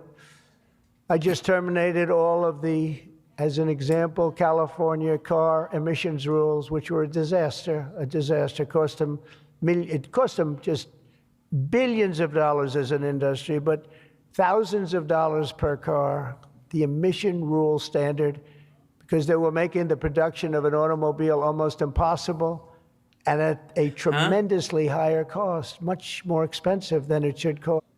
What? What are you talking about? I think that electric cars and gas cars are pretty much on parity. What? For very little gain, for actually, in my opinion, negative gain. Negative gain? Is that a scientific term or an economic term? Do you consider that a launch problem or a design problem? Under this administration, our innovation will be unmatched and our capabilities will... Yes, good point, Victoria. This is basically his fuck states' rights portion of his speech. Unrivaled. And with the help of many of the people in this room, America's ultimate triumph will be absolutely unstoppable. We will be unstoppable as a nation. Again, we're way ahead. And an unstoppable triumph. Although, basically the race has to be over for you to triumph. So in some ways that's stopping. Never mind. To stay that way. We can't let individual smaller units stop it, because that's the only thing that can stop it and can really... Individual smaller units will stop it. Mess it up. You mean your dick? What? With any such breakthrough, this technology brings the potential for bad as well as for good, for peril as well as for progress. But the daunting power of AI is it's not going to be a reason for retreat from this new frontier. On the contrary. Yeah, he lost track of the sentence on his teleprompter. It is the more reason we must ensure. It is the more reason. Pioneered first and best. We have to have the best, the first pioneer. We are the best and the first pioneers, and we're going to be... Yes, yeah, we need AI people with buckles on their hats. Really putting a nation that we love, America, we're going to be putting it first. I have an expression, America first, make America great again. A lot of great expressions, but they're all so true. And they're much easier to say than this techno mumbo jumbo. America great again. We're going to make this industry absolutely the top, because right now it's a beautiful baby that's born. We have to grow that baby and let that baby... We do. That's what I was thinking, Rob and I, I should have thrown that in as an analogy last week on Friday. We need to grow that baby. We thrive. We can't stop it. We can't stop it with... No, don't stop that baby, especially if it wants to eat fish hooks or run into traffic. Just let the baby grow bigger and bigger. We can't stop it with foolish rules and even stupid rules. Or even smart rules. Same time, we want to have rules, but they have to be Right, sure. smart. They have to be brilliant. They have to be more brilliant than even the technology itself. Yeah, that's not possible. Fuck me. Surely there will be challenges on the path ahead, We know there's going to be challenges, and stop calling me Shirley. but together we will meet them and transcend them all. We are Americans, and we are Americans first. A couple people I know that don't happen to be from here, but I wish you a lot of luck anyway. I'm looking at 3 people that are not Americans, but they're very good people. Please treat them nicely. Yeah, the 3 rich guys. But we do not shrink from the future or cower in the face of uncertainty. We dominate the future. We conquer Oh my new God, he's gotta be frontiers, getting and we near the end of control this. our own fate. And we determine, by doing that, our own destiny. Yeah, blah, blah, blah, blah, blah. Get to the technical stuff. I want to see what my concerns are. Of course, obviously, AI and security, and your deal with Palantir and its ability to use people's facial recognition to assume things. Maybe they could, but if it's got your DNA, it could synthesize something, and then you could put somebody's blood at the scene of a crime that wasn't even there, something like that. These are concerns we all have. Please explain to us how technologically this is not possible, and you're going to put regulations in place that will guarantee that we're all safe to be free. This competition will be a test of our capacities unlike anything since the dawn of the space age. Believe that. When did space age dawn? Morning? Does night end the space age, and then when the sun's up? I guess the sun's in space. It's hard to believe as the president, the amount Yes, it's hard to believe you're the president. of enthusiasm for this one industry. I mean, I can talk about cars where we're doing incredibly well. We have car companies moving in all the time, but I talk about other industries. Everybody's saying this is going to dominate the world. It's going to dominate every industry that ever conceived. I don't know if that's true. I don't know if it's true, but I can tell you that a lot of very brilliant people think it is true. It'll dominate everything. It will challenge us to marshal all of our strength and flex. Just like what he just needed to stop for a second. Go. A lot of people talk about this. I have no fucking idea what's going on. Muscles of American ingenuity and resolve like probably never before. Yes, this is resolved like you've never seen someone resolved or even solved before. Again, so resolved. It will require us to blast through obsolete systems, cut through thickets of regulation. We got to get Thickets. You got to get rid of those thickets. rid of some of the regulation, but we want good regulation and rebuild the industrial bedrock What is this? What's this anti-libertarian? Good Lord. of our country. And perhaps most importantly, winning the AI race will demand a new spirit of patriotism and national loyalty Why? in Silicon Valley and long beyond Silicon Valley. He's going to regulate where the technology can go, and you guys are going to be in deep shit. Yeah. For too long, much of our What was that noise? Listen Silicon to that. Right after for too long. Valley.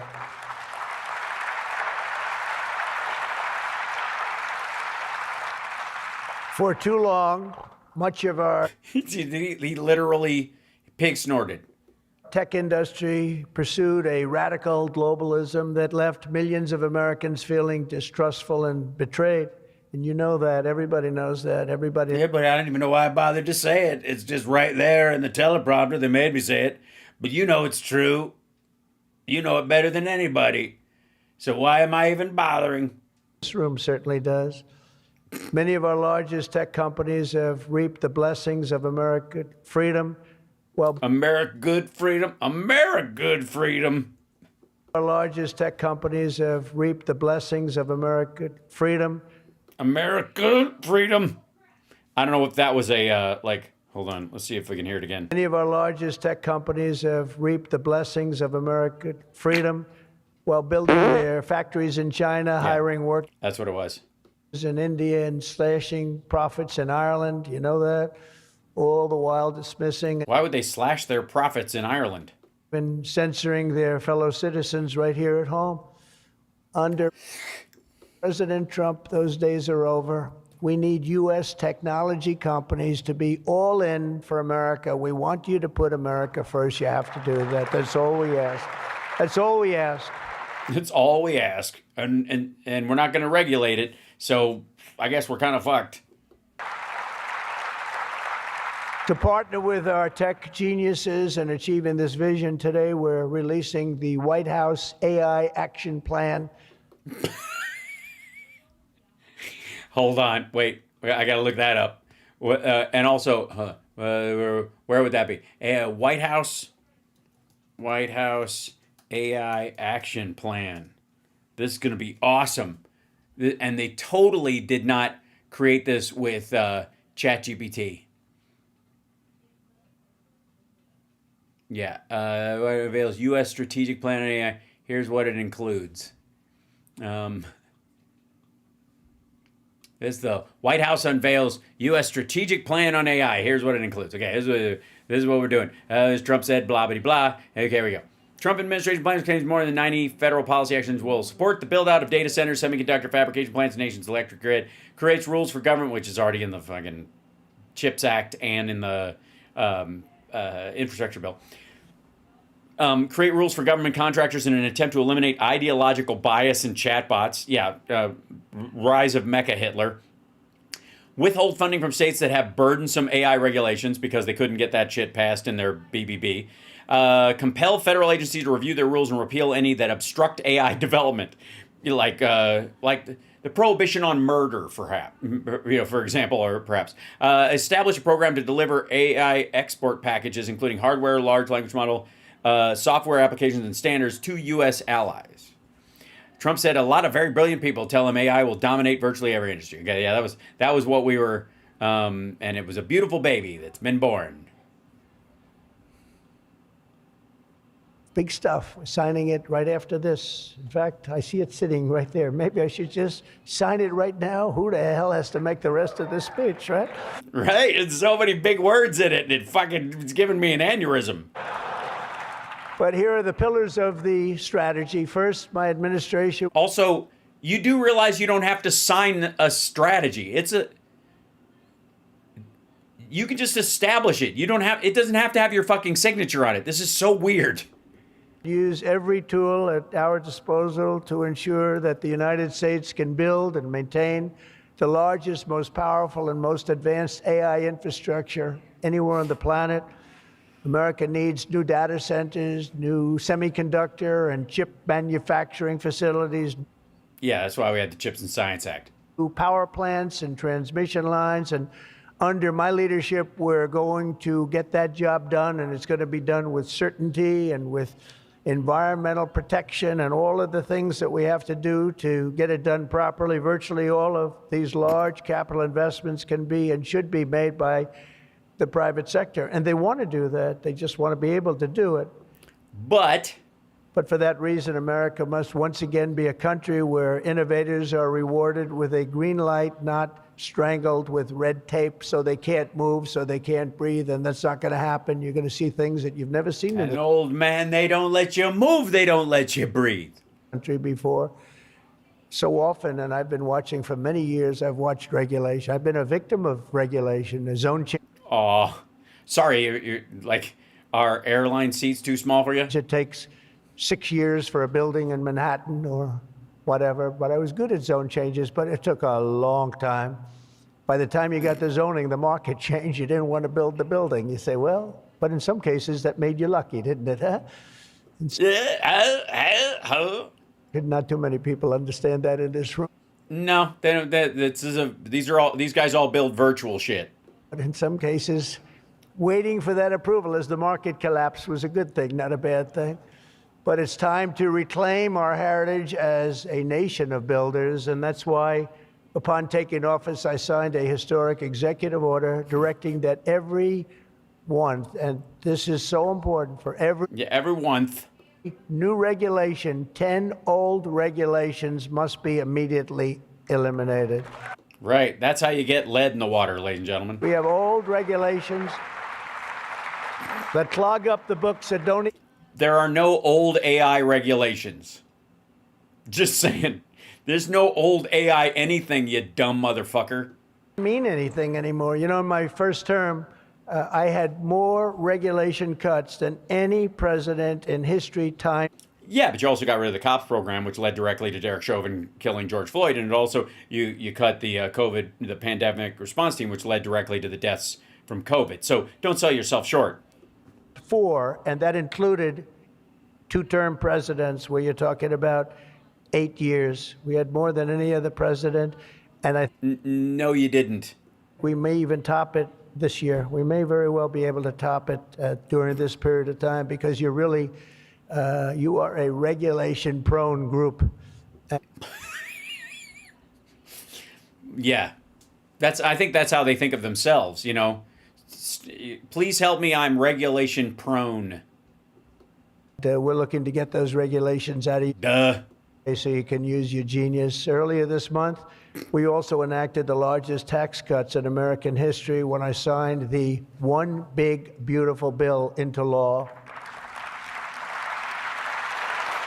And We are all very rich. I think the most This benefits us more than others. important thing in the whole tax cut in terms of pure economics, and I think one of the reasons that my first, we had the most successful economy in history during Oh my God! Get on with the AI stuff. my first term, and I think this is going to blow it away. So far it is, and I think this is going to blow it away. But the reason we had was I had expensing at 100%. And what we did is we included 100% in this bill, expensing for all capital expenditures, including investments in factories and equipment and structure. Structure wasn't included last time, so even structure, and you're able to Even start the building, but not the structure. write it all off immediately. You could only like write off the finishing. That's the biggest thing. Not 38 years, not 42 years. You're able to write it all off immediately. And this time we've made it for 10 years, not for 1 year. We've made it for 10 years, so you have a much longer period, but I'd say get out and take advantage of it. I think that's one of the reasons that we had such an incredible success with the first tax cuts. And one of the things that this bill my does is God. it extends the first tax cuts and makes them permanent. And in addition to that, This literally this speech is the Epstein files of speeches. Like he is trying desperately not to talk about it because he doesn't understand it. And yes, this includes private jets. And if you need a yacht to show off to your rich friends, you can write that whole thing off too. did other taxes like no tax on tips, no tax on Social Security, no tax on overtime, a lot of great Which is not what that is at all. things. One of the things that I mentioned, not so pertinent here, but if you're in the automobile business, it's pertinent. I said, why is it that people like us always are looking for expenses and deductions, and people that buy automobiles that really have to go out and borrow money to buy a car, why Oh, are they're like right off the interest on your car, right? they allowed to deduct the interest on Well, because most of the time there's zero interest anyways. That's the point. the loan to buy a car from their income tax? And we got it approved. We got it. By the way, this is just his way of like making even more money. If you buy somebody a car and you're now allowed to gift it to them, like basically, what his company got in trouble for, you're now allowed to legally do that, and then you can write off the expense of buying the car, so you can get yourself a dual tax break out of it. Approved, and that is such a big thing, and I think that's going to be such a big You thing can literally finance somebody's salary. for the automobile industry. We're going to be making more cars. Within a few years, we're going to be making more cars than we made in the very beginning, in the super prime. We lost almost 50% The super prime? What do you mean, the mid 70s? What are you talking about? our automobile business to Mexico, Canada, and various other places, as you know, in Europe and in Asia. We didn't lose manufacturing to Europe. People buy a lot of European cars. That's not because factories packed up in fucking Detroit and moved to fucking Belgium. Now we're getting it back. We're getting it back. They didn't move anywhere where labor costs are higher than they are here, just for the record. Record numbers that I think we're going to be topping any amount. In a few years, we'll be making more Nobody automobiles cares. than we've ever made in the history of our country, including what I call prime time. My administration is also pursuing a future of all-out American energy dominance. And on day one, I terminated the Green New Scam. You know what that was? You were all victims to it. No, they weren't. All these guys have solar panels on their houses. They all have battery chargers. They all drive electric cars. All of them. All of them. Perhaps the second or third greatest scam in the history of our country. I would say the first was Russia, Russia, Russia. And we had a couple of others too. But the Green They don't seem to be on board with this one. scam was one of the greatest. It's so ridiculous what they've made you do. The carbon footprint. They talked about the carbon footprint, and then Obama hops onto a 747 Air Force One and flies to Hawaii to play a round of golf and comes back. What about the carbon footprint? No, we didn't like that. And what Biden? They bought carbon offsets. That was the point. That's what the carbon market was for. So that you could literally invest in companies that have a lower carbon footprint, and they could get that money and invest it in their own growing this. Fucking hell. Done is absolutely terrible. He made it impossible, almost impossible for people to do business, not even talking about the border, where millions and millions of people flowed into our country, many from prisons, from jails, from gangs. Everybody in the audience, look on your phone and use the AI bot of your choice to look up whether there are 25 million illegals in the country and if they came from asylums. I'll wait. Mental institutions all over the world. No, we're not doing that. We have to get them out. We've got 11,888 murderers, many of them. Nope. Grandpa brain fart happening again. Tapioca brain. Committed more than one murder. Many of them, more than 50%, committed more murders. We're getting them out of our country, or in some cases, they're so bad, we're not getting them out. We're having to lock them up because we don't want them ever to come. Yeah, the 11,888 that used to be 11,995 that you're talking about are locked up in prisons here and have been for a couple of decades. That's the point. Back, no matter how good we're doing. You know, last month, you probably read, we had No, they probably didn't. 0 people enter our country illegally. That's right. And still, fentanyl is as available as it has ever been and still is cheap. Weird. You shut down the entire southern border. Nobody's coming across it illegally. And yet the price and availability of fentanyl hasn't changed. That's what is so fucking funny about that? That seems strange. And over the last number of years, you'd have hundreds of thousands, literally hundreds of thousands of people a week pour into our country, totally unvetted and unchecked. And yet, even unvetted and unchecked, they're amazing plumbers, roofers, gardeners, repair people, factory workers, basically any blue-collar job you can name. It's totally unvetted, but they're capable of doing it. It's weird that way. the hell were they thinking? What they've done to our country is so sad, and we can never forget it. Sure you can. AI is going to run everything. Back to the speech. But we're unleashing all forms of energy, including natural gas, oil, and clean, beautiful coal. I instructed my people, in the form of Chris and Doug in particular, you are not allowed to say the word coal without saying clean, beautiful in front of it. You can only say clean, beautiful coal. It's a little embarrassing because we had somebody... Because it's not true. Making a speech the other day, right? And he mentioned the word coal about 30 times because that was the subject. And he kept going clean, beautiful. I wanted to say, okay, just take it easy. You could just... Got a little bit crazy, right, Doug? But it's, you know, China's using it. They're building... Jesus Christ. Yes. And their air is largely unbreathable, dumbass. 57 It's like, big power plants, all fueled by coal. And we have to compete. We have to win. And we're going to have clean, beautiful... what, in the choke your citizens to death competition? Coal, but we have more coal than any... We have more anything in terms of energy than anybody. We have more anything than anybody. Gas. We also have more coal.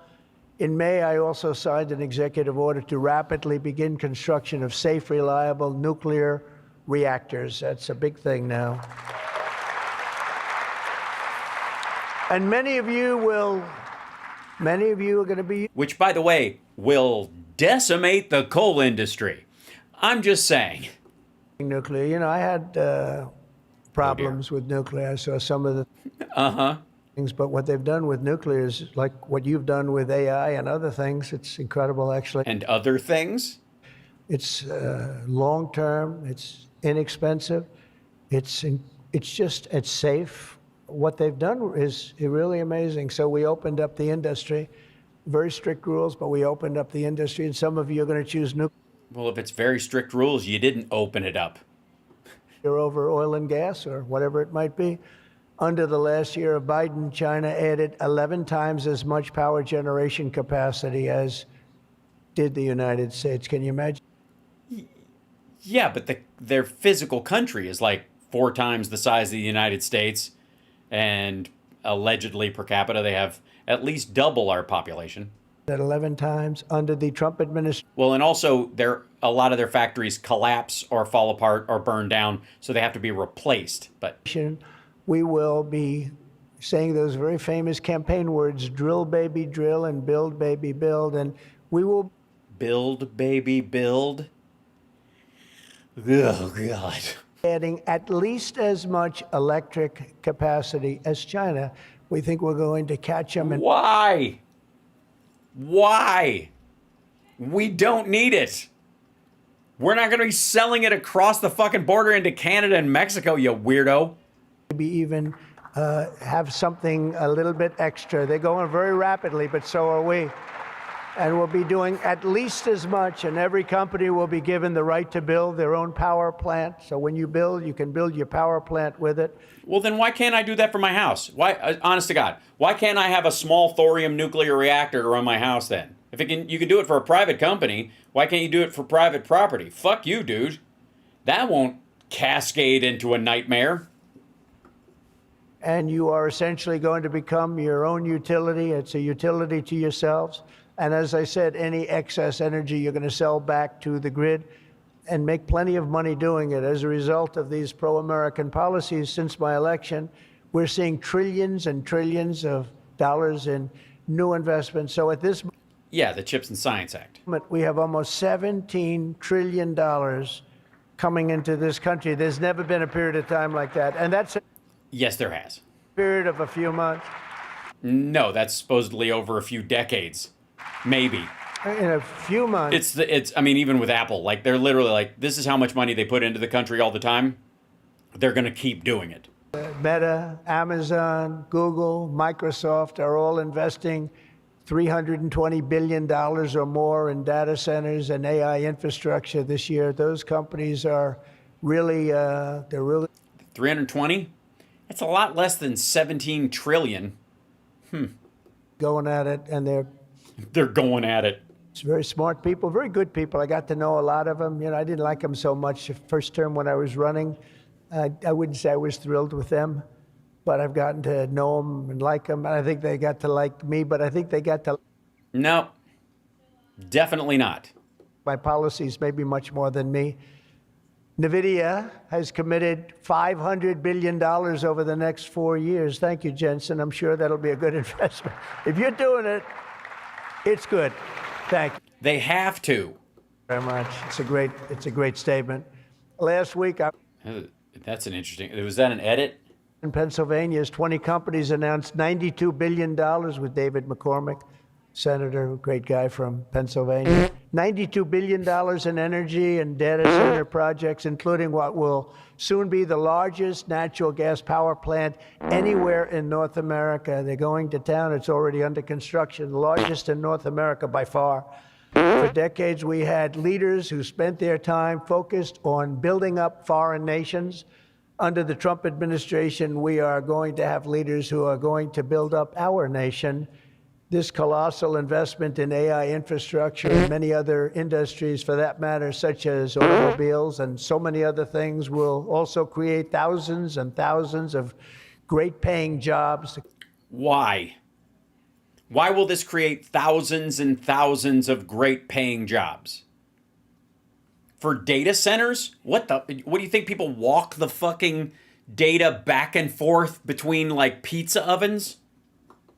The jobs we want, including lots of blue collar jobs. And, you know, our numbers are very good right now, but wait till you see these numbers in 2 years from now. It will. Yeah, they're going to be fucking atrocious. Where does he think the blue collar jobs in data centers are going to come from? Higher wages and I mean, I'm sure he believes there's going to be construction jobs over a little bit, but those are, not surprisingly, temporary. more opportunity for millions of energy workers, HVAC technicians, engineers, electricians, and the hardworking citizens who make our country run. These are great people that make our country actually run. To ensure America maintains the world-class infrastructure we need to win today, I will sign a sweeping executive order to fast-track federal permitting, streamline reviews, and do everything possible to expedite construction of all major AI infrastructure projects. And this will be done. You will get so good a service in so many ways, not only You will get so good a service. with the environment, but you need many other types of permits, and you're going to go so fast. You're going to say, well, wait a minute, this is too fast. I didn't expect to go this quickly. This is a problem. I may cause a problem in opposite, but I may cause a problem in opposite. including factories, data centers, and power plants of all kinds, the United States will have total industrial and technological supremacy. The second pillar of our action plan for AI dominance is to get the entire world running on the backbone of American technology, and I think that's very much happening right now, and I think it's going to happen. The last Sorry. How the fuck does the government get the rest of the world to use private industries stuff? Look, I understand opening a Starbucks in a bunch of different countries, but if they decide to open up their own coffee place, fuck you, right? This is kind of similar, is it not? administration was obsessed with imposing restrictions on AI, including extreme restrictions on its exports. As you know, they made it very difficult to export. Yeah. This alienated American partners and drove even our friends into the arms of China and other countries. That's why upon taking office, I Did he just choke on that one, or was that a fart too? repealed the so-called Biden diffusion rule. Can you imagine that? That crippled American areas. That's why upon taking office, I repealed the arms of China and other countries. That's why upon taking office, I repealed the so-called Biden diffusion rule. Can you imagine that? That crippled. Yeah, explain it to us. Tell us what the Biden diffusion rule is. Just tell us. We don't need all this techno mumbo jumbo. You can obviously explain it to us. American AI exports, the Biden diffusion rule. I wonder who came up with that name, because he has no idea what it is. Do you? He's not president anymore. I'm willing to give him the benefit of the doubt that when they explained it to him, he understood it. Can you tell us what it is? Because you want to repeal it, so what is it?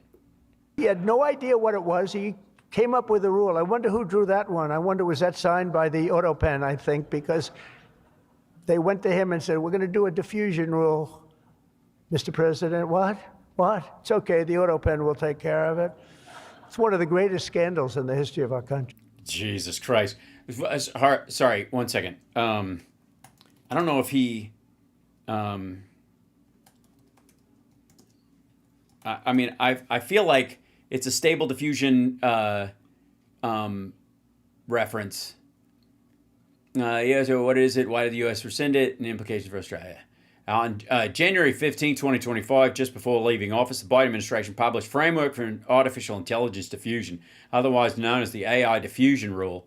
Hereafter, the AI rule. It's aimed to introduce a global framework for regulating transactions involving advanced AI model weights and high-performance computing chips. This marked a significant departure from all the targeted controls on dual-use technologies towards a more expansive, extraterritorial U.S. approach to AI export controls. However, the rule drew strong criticism from industry allies and experts over its vague language, limited enforceability, and potentially to hinder innovation and international collaboration. On May 2025, the Trump administration rescinded the rule.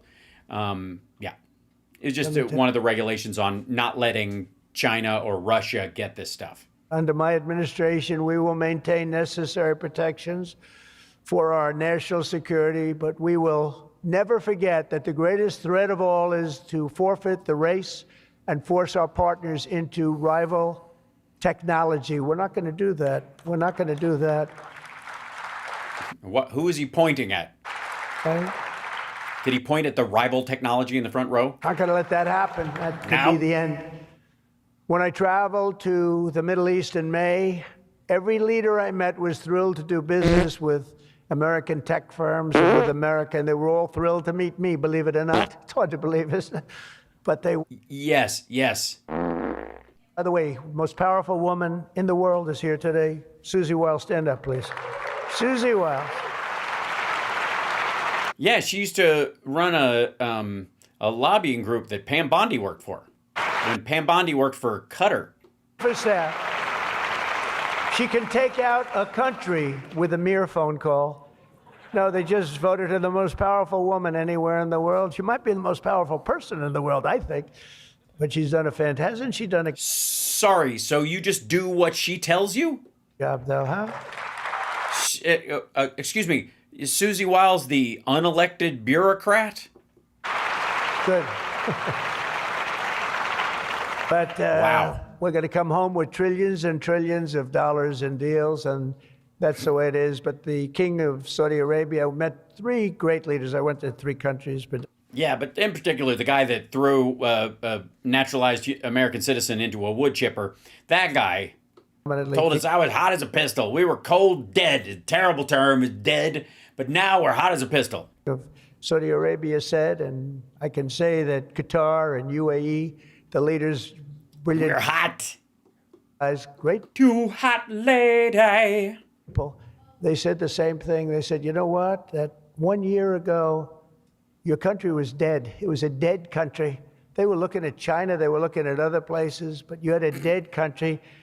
And today, Mr. President, you have the hottest country anywhere in the world. They said that. Sounds like they know how to play you. And they meant it so strongly. They did. They so did. Ooh. You can tell they mean it strongly because it makes you go, like fucking Lon Chaney as Frankenstein. And when I went to NATO 2 weeks ago, where we made the deal where they pay 5% instead of 2%. Rambly bullshit. They said the same exact thing. They said, boy, I tell you what. It's weird. It's almost like they all have your number. Difference it is, it's a year ago, you people were dead. We didn't think you were going to make it as a country. Today, you're the hottest country in the world. Yeah, they don't say that. They all said it, all those leaders. No, they didn't. Said 30 of them. I'm sure they were snickering while they said it, but... Today I'm signing another major executive order that will turn America into an AI export powerhouse. As a matter of fact, it was drafted using AI.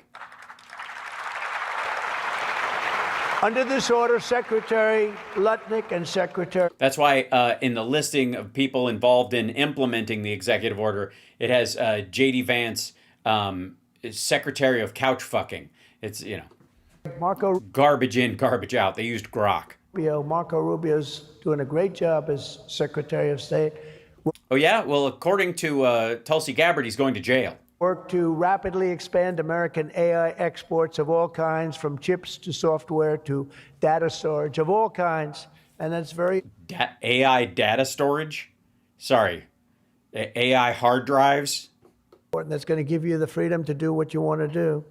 And third, once and for all, we like, I don't know, create Skynet. Are getting rid of woke. Is that okay? Because I know you had to hire all woke people.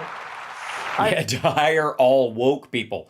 He means women and minorities. You had to hire all woke people under some of these things. How about the chips, where they give you the chip the chip nonsense where they give you billions of dollars if you only build a chip company. These people have plenty of money. They don't need the money. They need the permits. They need the rights to do it. They don't want to pay tariffs, so they come and they build here. That's why they're coming here. They like... No, you didn't rescind any of the stuff from the CHIPS Act. Number one, they like me, but they like not having to pay tariffs even more, and they're coming. But what Biden the fuck kind of? By the way, what the fuck kind of tariff do you think you're going to charge AI with when it's digital, asshole? You think you're going to tariff cloud computing? What are you talking about? Are you going to put an internet tariff on something so that you're charged by the minute for overseas internet use? What? Millions of dollars to companies that have nothing but cash. And they don't say where to build. It's just give them money. But here's the problem. Yeah, they did. Most of them are in Arizona. One of them's in Ohio. They have to hire lots of woke people. And they say woke isn't for this particular industry. We've noticed that. They're not for what? A lot of industries, if you want to know the truth. So the guidelines were impossible. They're going to give you money, but you got to hire this and this and this and that. And well, if they didn't need the money, then who gives a shit? You just made the case these companies don't need money. So they go, okay, no thank you. All we need are the permits. We'll pay for it ourselves. Also, you do realize that the boards and the programmers tend to be a lot of minorities in there. A lot of foreigners. I don't want to get into it too much because you don't understand it? Any controversy today. But you have to hire a lot of people that were not into this particular world that you're in. And so therefore, all the money they gave didn't mean a damn thing. He meant women. One of Biden's worst executive orders established toxic diversity, equity, and inclusion ideology as a guiding principle of American AI development. So you immediately knew that was the end of your development. But wow. American people do not want woke Marxist lunacy in the AI models, and neither do other. Unless they obviously create their own GPT that's a woke Marxist, I suppose, which I guess you could do. Countries. They don't want it. They don't want anything to do with it. That's why on day one, I very proudly terminated Joe Biden's order on woke AI effective immediately. You don't have. Oh yeah, the woke AI rule. Yes, where it said the Executive Order 17405, the pro woke Marxist AI rule. Yeah, those crazy rules. Crazy rule. Crazy rule that doesn't really exist. And in just a moment, I will be signing an order banning the federal government from procuring AI technology that has been infused with partisan bias or ideological agendas such as critical race theory, which is ridiculous. What about bullshit like MAGA? And from now on, the U.S. government will deal only with AI that pursues truth, fairness, and strict impartiality. We're not going to go through the craziness that we've gone through for the last 4 years. It's a brand new craziness. And then we skip 4, and then you go back, and it started then. But yes, it did start when you showed up. It's crazy. Hung around a little while. Now it's not hanging around at all. Now it's actually very uncool, as somebody told me the other day. It's yes, somebody at craft service while I was getting my hands powdered. They said, uncool to be woke. Is it cool to do that weird slurping thing through your bottom teeth, though? Encourage all American companies to join us in rejecting poisonous Marxism and our technology. It'll be very interesting to see what's happening in New York, because they're actually thinking about electing a communist in New York. They like to call him a socialist. He's not a socialist. He's a communist. But don't worry, you're going to be okay. He still has to get his money from the White House. Hey, asshole, you're talking to a bunch of technocrats who think computers should run everything. They're to the left of communists. And that's not going to happen until he shapes up. Till he shapes up. But as an example, we are not going to allow men to play in women's sports. That's an example. That's one. And they say that's an 80-20 number. They say 80% would be against it. No, it's not 80-20. It's about 97-3. And I don't know who the three are. I've never seen anybody. I've never had a person. I've seen everybody. I'm a very open person. Yes. Anytime Vladimir Putin walks into the room, you bend over and open yourself. Come up to me and they talk to me. I've never had anybody come up. Sir, you have to let men play in women's sports. I've never had it. I deal with hundreds of thousands of people. Every time I talk to somebody, nobody. It's almost like the people around you are highly selected by Susie Wiles. They talk about AI, they talk about everything, but they've never said, you gotta allow, this is ridiculous. Men Well, it's funny. If they never bring it up, then why the fuck aren't you just talking about AI at the All-In AI Forum? should be allowed to play in women's sports. It's sort of crazy, isn't it, huh? Yeah, it's... what is he, like... Did they give him an injection of, like, Gila monster blood? You have to see, did you see the race? It was a race. So he said, Hal, is AI a man or woman? It is neither. It can sound like either, but it's neither. It's a long distance marathon, one Oh of my those fucking God. Get over yourself. full-day deals, and we had one of the great female runners, and we had one of the great male runners, and at the end of the What the get? somebody said, why don't you go back to the hotel? And came up, and before a woman catches that, and these are great athletes and great people. Censor it, control it, and we're off of it. The reason the last administration was so eager to regulate and restrict AI was so they could limit this technology to just a few large companies, allowing them to centralize it, censor it, control it, weaponize it, and they would weaponize a very dishonest group of people. You probably... Excuse me, you just eliminated, or you're planning on eliminating the rules that would keep someone from being able to weaponize it. Hey, you dumb motherfucker, I can download I would say a second tier large language model onto a small computer and turn it loose. You might want some regulations. It's like a car is bad enough. We have drunk driving rules because a human being shouldn't be drunk behind the wheel. But if you have auto drive and it's fundamentally fucked up, or it can be programmed to like run over people on purpose, maybe have some regulations. So that because we caught them in the act, we really caught them. We had them before, but now we really have them. Nope. Where it counts. But this is the exact opposite of my approach. The unique strength of the American tech industry has always come from its startups and small tech. It comes through small. Jensen was small. Were you ever small? I think so. When you started in your bedroom, I think you were small, right? You started as very... Why do you want to make this about a boy in his bedroom, you weirdo? small, and now he's really become very amazing. If you regulate them too much, you kill the source of American genius and technological power. I believe that. Joe Biden had a plan to lose the AI race. I think he wanted to lose it because his plan would never have worked. It would have never. Well, if his plan was to lose and it never would have worked, then clearly his plan was to win. Successful. You would have spent a lot of money and you wouldn't have been able to win. They didn't allow you to win, but we have a plan which only admires and respects the winners. Every citizen should take incredible pride in the... Only admires and respects the winners. You know, the people in this room, the already rich, the people who have a strong foothold on this entire industry so they can kick any up-and-comers. Feats of American innovators who are pushing the bounds of human knowledge and achievement. The people of OpenAI, Google, Meta, and countless startups are proving once again that America is impossible. You are just impossible to beat. You're not going to be beaten. We're not going to let that.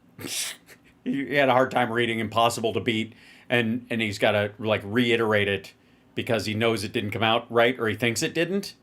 He's getting brain farts on stuff that he's just reading. When you do your best, when you work your hardest, and when you're allowed to be free of horrible, foolish regulation, and you're going to have regulation, but it's going to be sensible, smart regulation. Sure. Yeah, count on it. Hold on.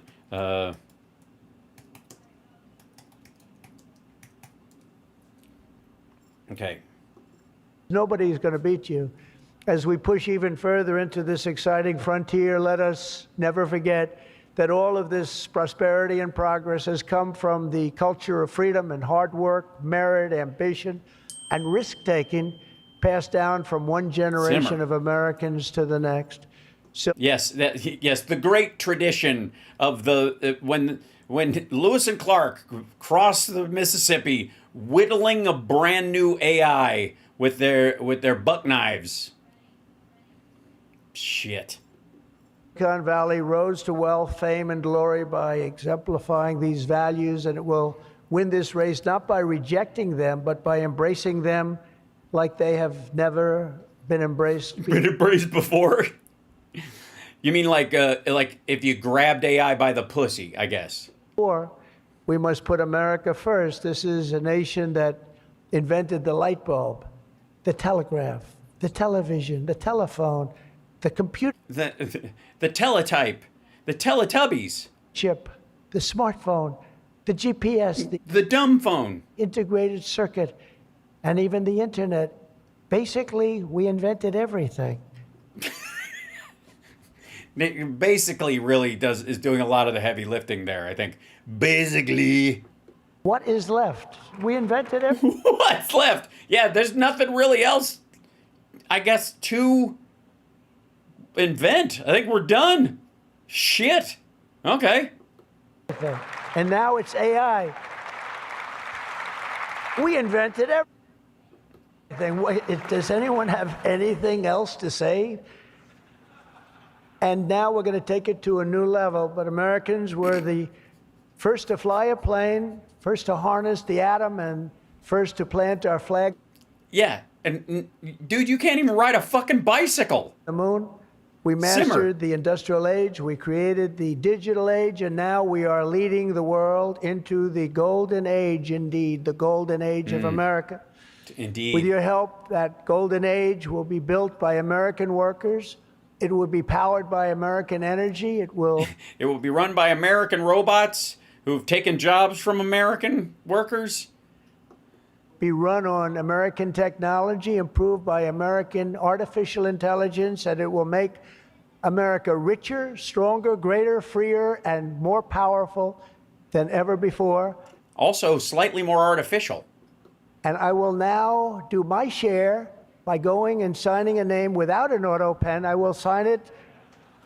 If we had one, I wouldn't use it anyway, but we will sign it auto pen free, and we will say, Donald J. Trump, God bless America, and God bless you, and good luck, because the race has Oh my God. begun, and you're going to win it. Thank you very much, everybody. And then he's going to go over and sign his name on the thing that is immaterial.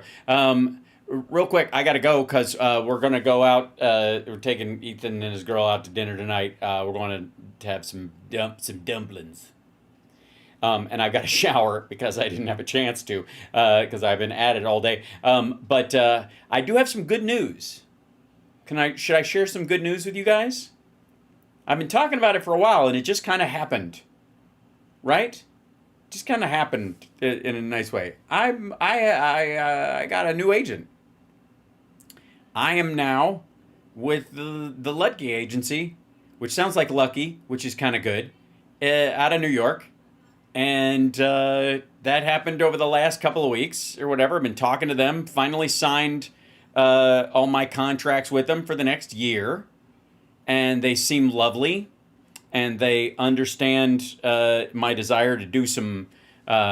whoops, did I mute myself? No, I didn't. Okay. To do a musical, perhaps. I gotta say, because they're in New York, the idea that I would go there and do a musical, and which would allow me to continue the show around that schedule, would be kind of great.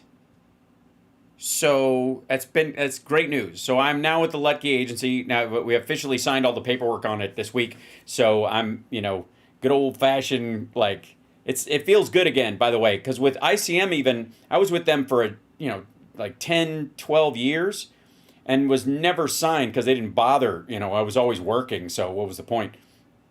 Like everybody knew I was. It was almost like the bigger agencies. They always. They don't feel like they need to sometimes. They're like, what are you going to do? Tell somebody you're with somebody else? Like, bleh.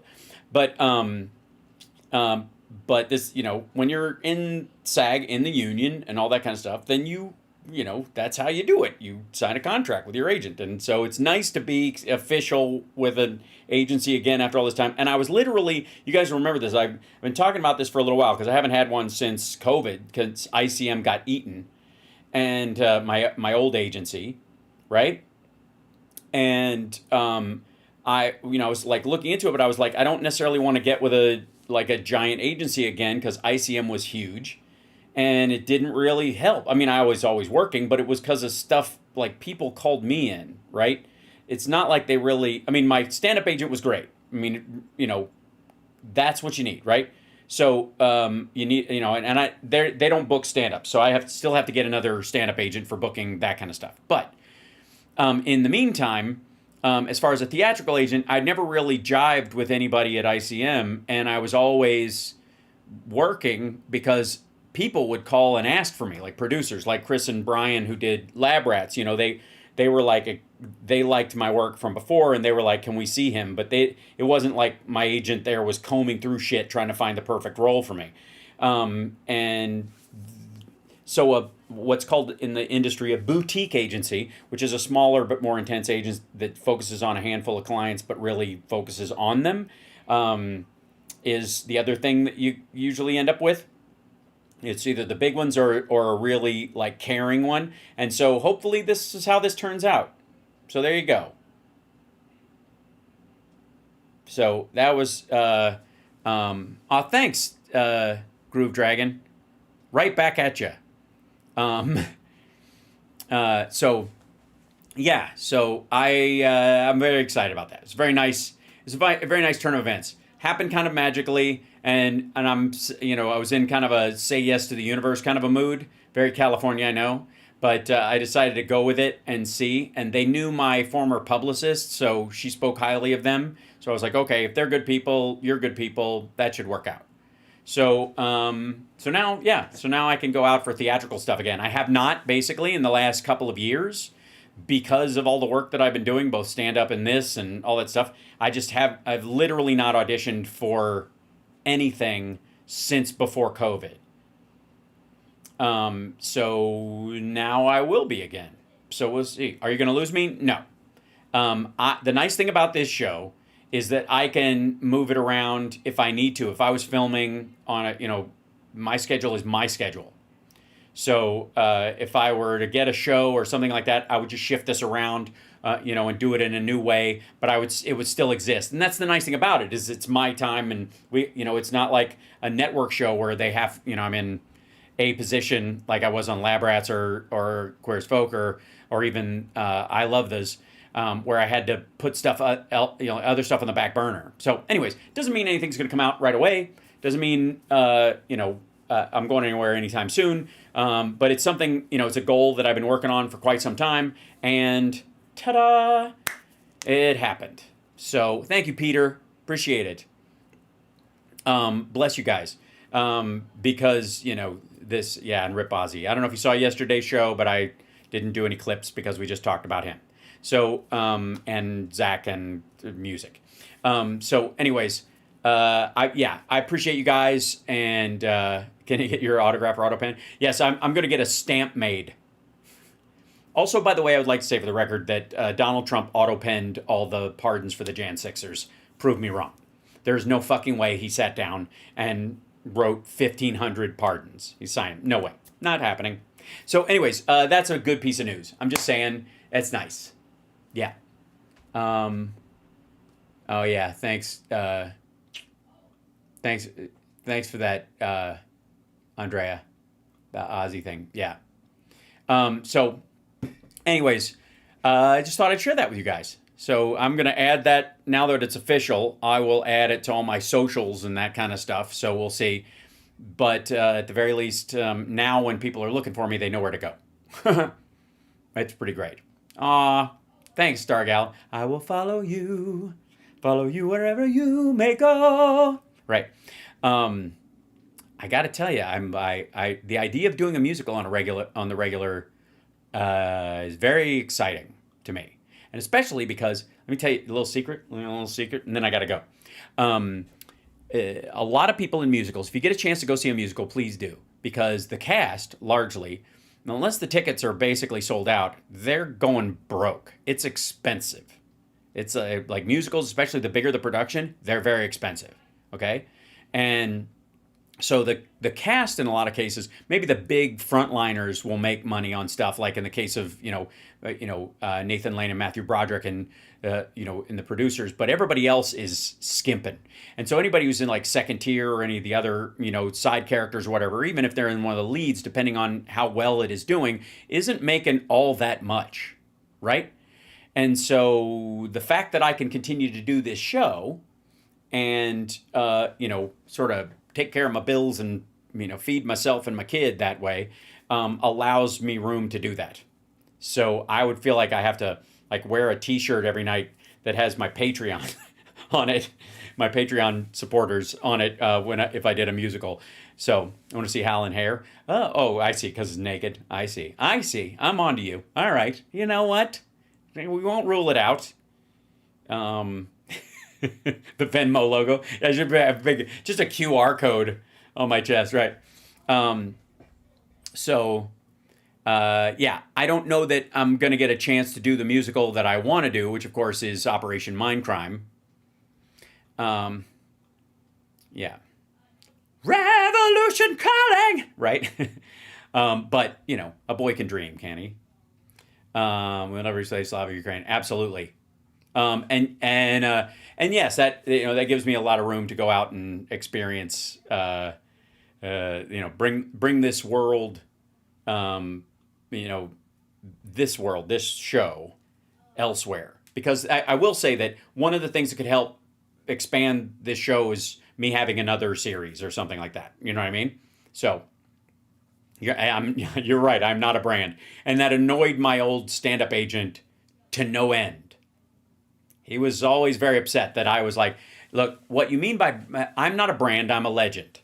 And branding is just people trying to figure out a way to commodify every aspect of their life. That's not what I'm doing. Do you have to cut the hair? No. I mean, if the right role came along, sure, I would.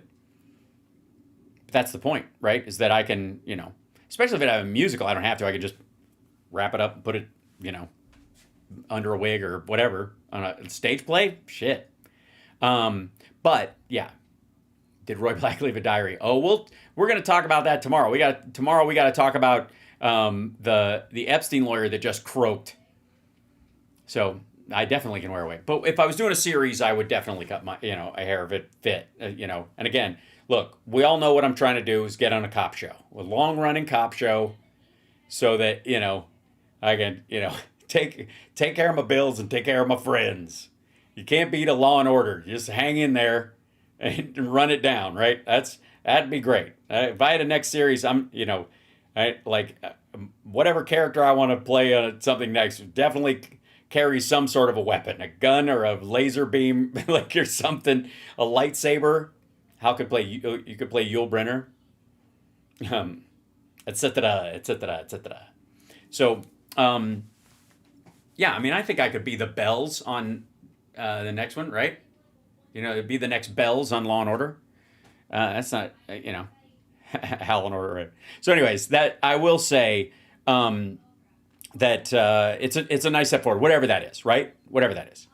That it's nice to have an agent again, and it's a group that seems to give a shit. It's really nice. So at some point, I'm going to make a trip to New York in the near future to sit down with them, even if it's just a couple of days, just fly out there for a couple of days, and I will do my show from there, and I'll see if I can introduce you guys to them. Just so, say hi, right? Jim Rockford. Yeah, I would redo the Rockford Files in a heartbeat. Witcher, the musical. Dye my hair white, sure. Cop Rock. Law and Order Vegas edition. I don't know that would be that fun. Columbo. Ma'am. Right. Anyways, that's a cool thing. So there you go. So at some point, and that means also I have to put together my pitches again. What's up, my pitches? Because maybe they'll send me out for development meetings as well. We'll see. And I've got a few. We've got a few. Do I show you? Do I show you one of the ideas? I'm working on something. I shouldn't, but I'm going to anyways. Hang out. Wait, right there. 1 second.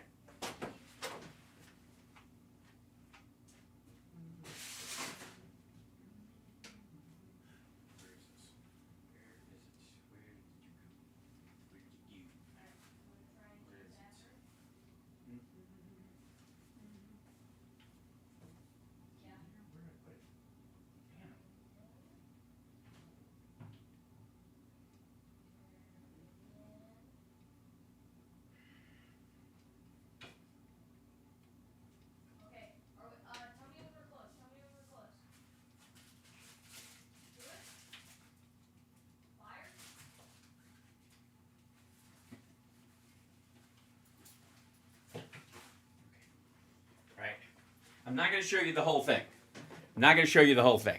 But I will show you the boots. That's all I'm going to show you. That's it. You can figure it out on your own. That's all I'm going to do. There you go. These are the boots that go with the uniform. That's all I'm going to show you. And you'll have to, it's not Captain America. It's not Power Rangers. It's not anything that anybody's made anything of recently. But it is a callback. It is a concept of a reboot. Ah, look at that. Somebody got it right away. Who is that? Damn it. Went by so fast. Quit it. Aha.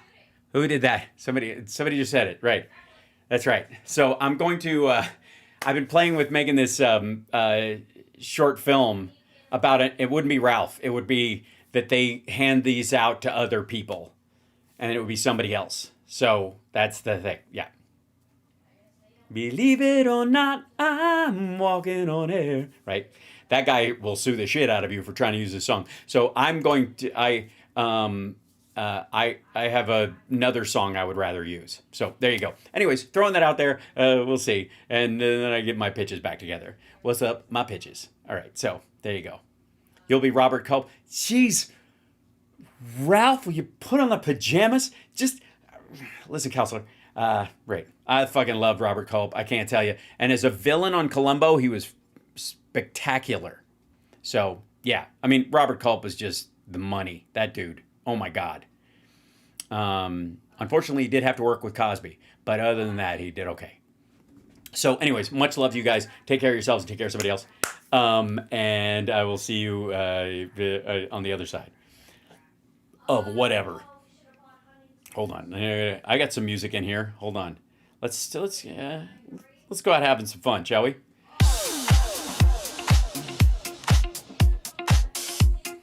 All right. I'll see you guys tomorrow. And oh, yes. In 3 minutes to Boston Brian. It'd be nice if he popped up right now. Come on now. Move it back, move forward. Ooh, yeah. Slide it low, hit the floor. Dip it right, feel the groove.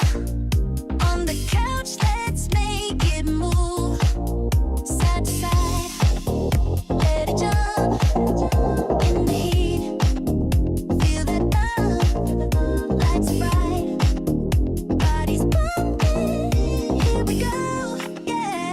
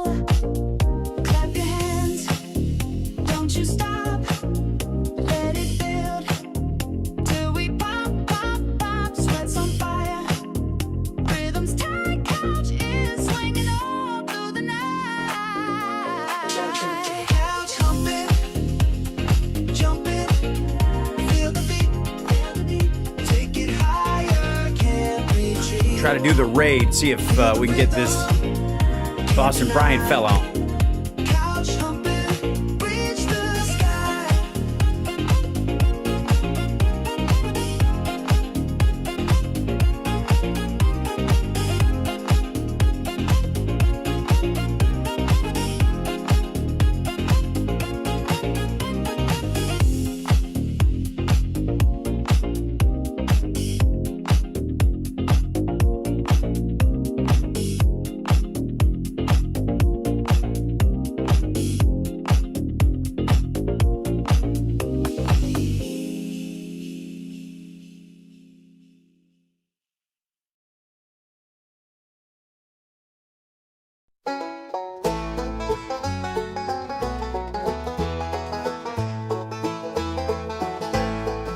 Turn up the radio, let the sparks ignite. House sparks leading the charge day and night.